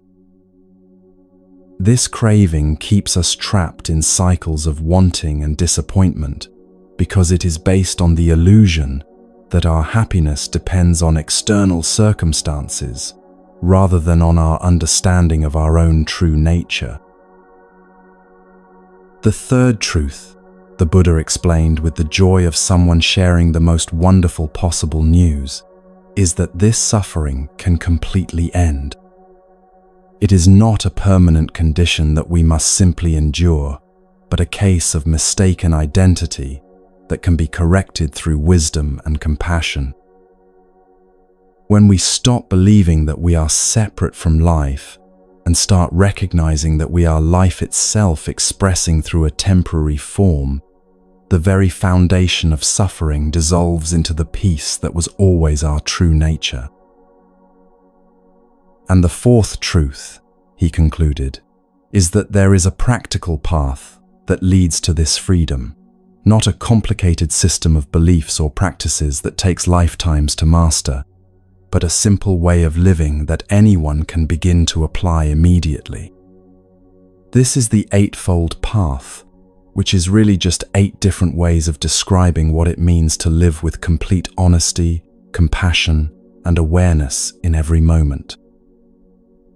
The Eightfold Path that the Buddha taught was not a series of rules to follow mechanically, but a description of how life naturally expresses itself when we stop fighting against our own deepest wisdom. Right understanding means seeing clearly what is actually happening, rather than what we wish were happening or fear might happen. Right intention means allowing our actions to flow from compassion rather than from selfish grasping or unconscious reactivity. Right speech means speaking truthfully and kindly, using words that heal rather than harm. Right action means behaving in ways that honor the interconnectedness of all life, rather than trying to gain advantage at others' expense. Right livelihood means finding ways to support ourselves that do not cause unnecessary suffering to other beings. Right effort means applying just enough energy to maintain awareness without forcing or straining. Right mindfulness means paying attention to what is actually happening in this moment, rather than being lost in thoughts about the past or future. And right concentration means developing the stability of mind that allows us to see through the illusions that create suffering to the peace that is always available underneath. As the Buddha shared these teachings with his first students, something beautiful began to happen that would be repeated countless times throughout his 45 years of teaching. One by one, these 5 sincere seekers began to recognize the truth of what he was pointing toward, not as a philosophy to believe in, but as a direct perception of their own nature that had always been present but had been overlooked. They realized that what they had been seeking through years of difficult practices was actually closer to them than their own breath, more intimate than their own thoughts. The first to understand completely was Kondana, whose face lit up with the joy of recognition as he suddenly saw through the illusion that had kept him feeling separate from the peace he sought. "I see it," he exclaimed, his voice carrying the excitement of someone who has just discovered a treasure that had been hidden in plain sight. "What you are pointing toward is not something to be achieved, but something to be recognized.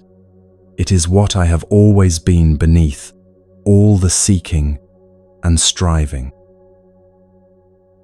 One by one, the others experienced similar moments of awakening, each finding his own way to the same recognition that the Buddha had discovered beneath the Bodhi tree. They became the first members of the Sangha, the community of those who had awakened to their true nature, and their joy in this discovery was so infectious that it began to attract other seekers who sensed that something extraordinary was happening in their presence. As word spread about this teacher who had found a way beyond suffering, people began to come from far and wide to hear what he had to share. The Buddha welcomed them all with the same compassion he had shown to his first students, adapting his teaching to meet each person exactly where they were in their understanding, while never compromising the essential simplicity of the truth he had discovered. To some, he offered detailed instructions for meditation and mindfulness practice. To others, he spoke simply about the importance of treating all beings with kindness and living with integrity in their daily activities.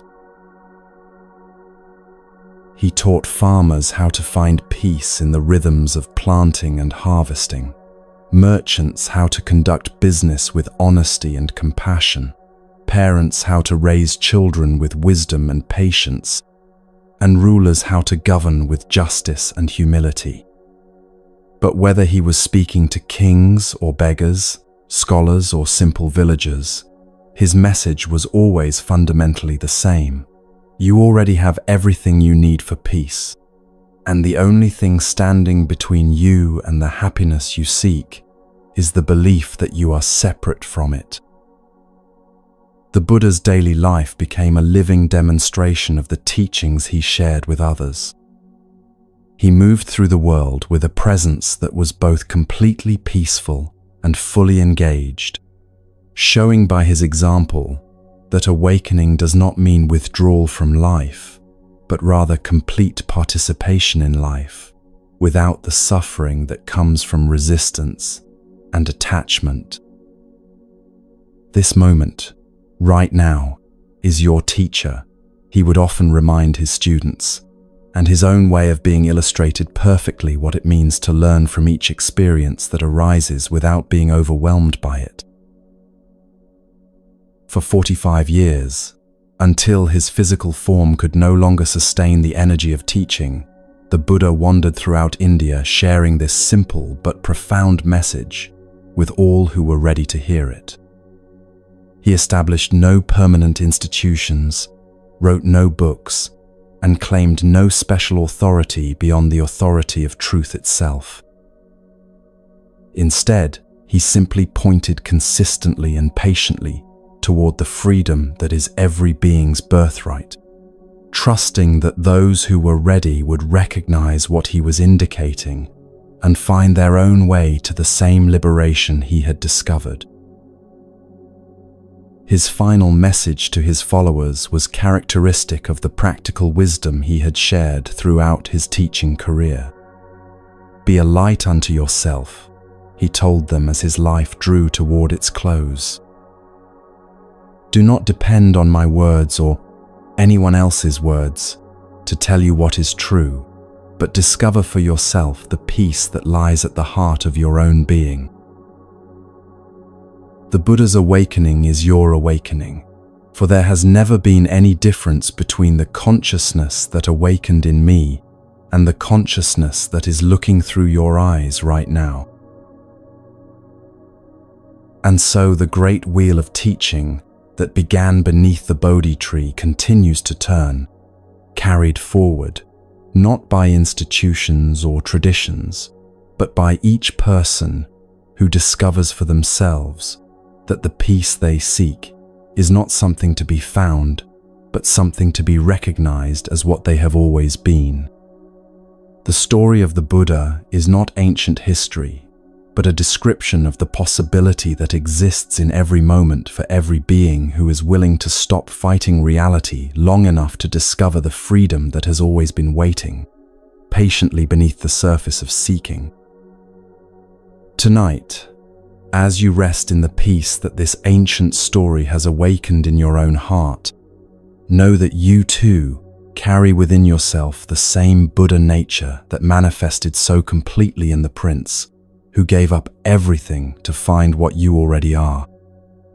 Let yourself sink into the recognition that this moment, exactly as it is, contains everything you have ever been looking for, Rest in the understanding that the journey to enlightenment is simply the journey home to yourself, and you are already here. May this story find you in whatever way serves your highest good, and may you discover for yourself the deathless peace that no external circumstance can disturb and no passage of time can diminish. The Buddha's gift to the world was not a new religion, but the reminder that suffering is optional and peace is always available to those who stop resisting what is and start embracing what they are. Sweet dreams, dear friends, and may you awaken to the truth that sets all beings free.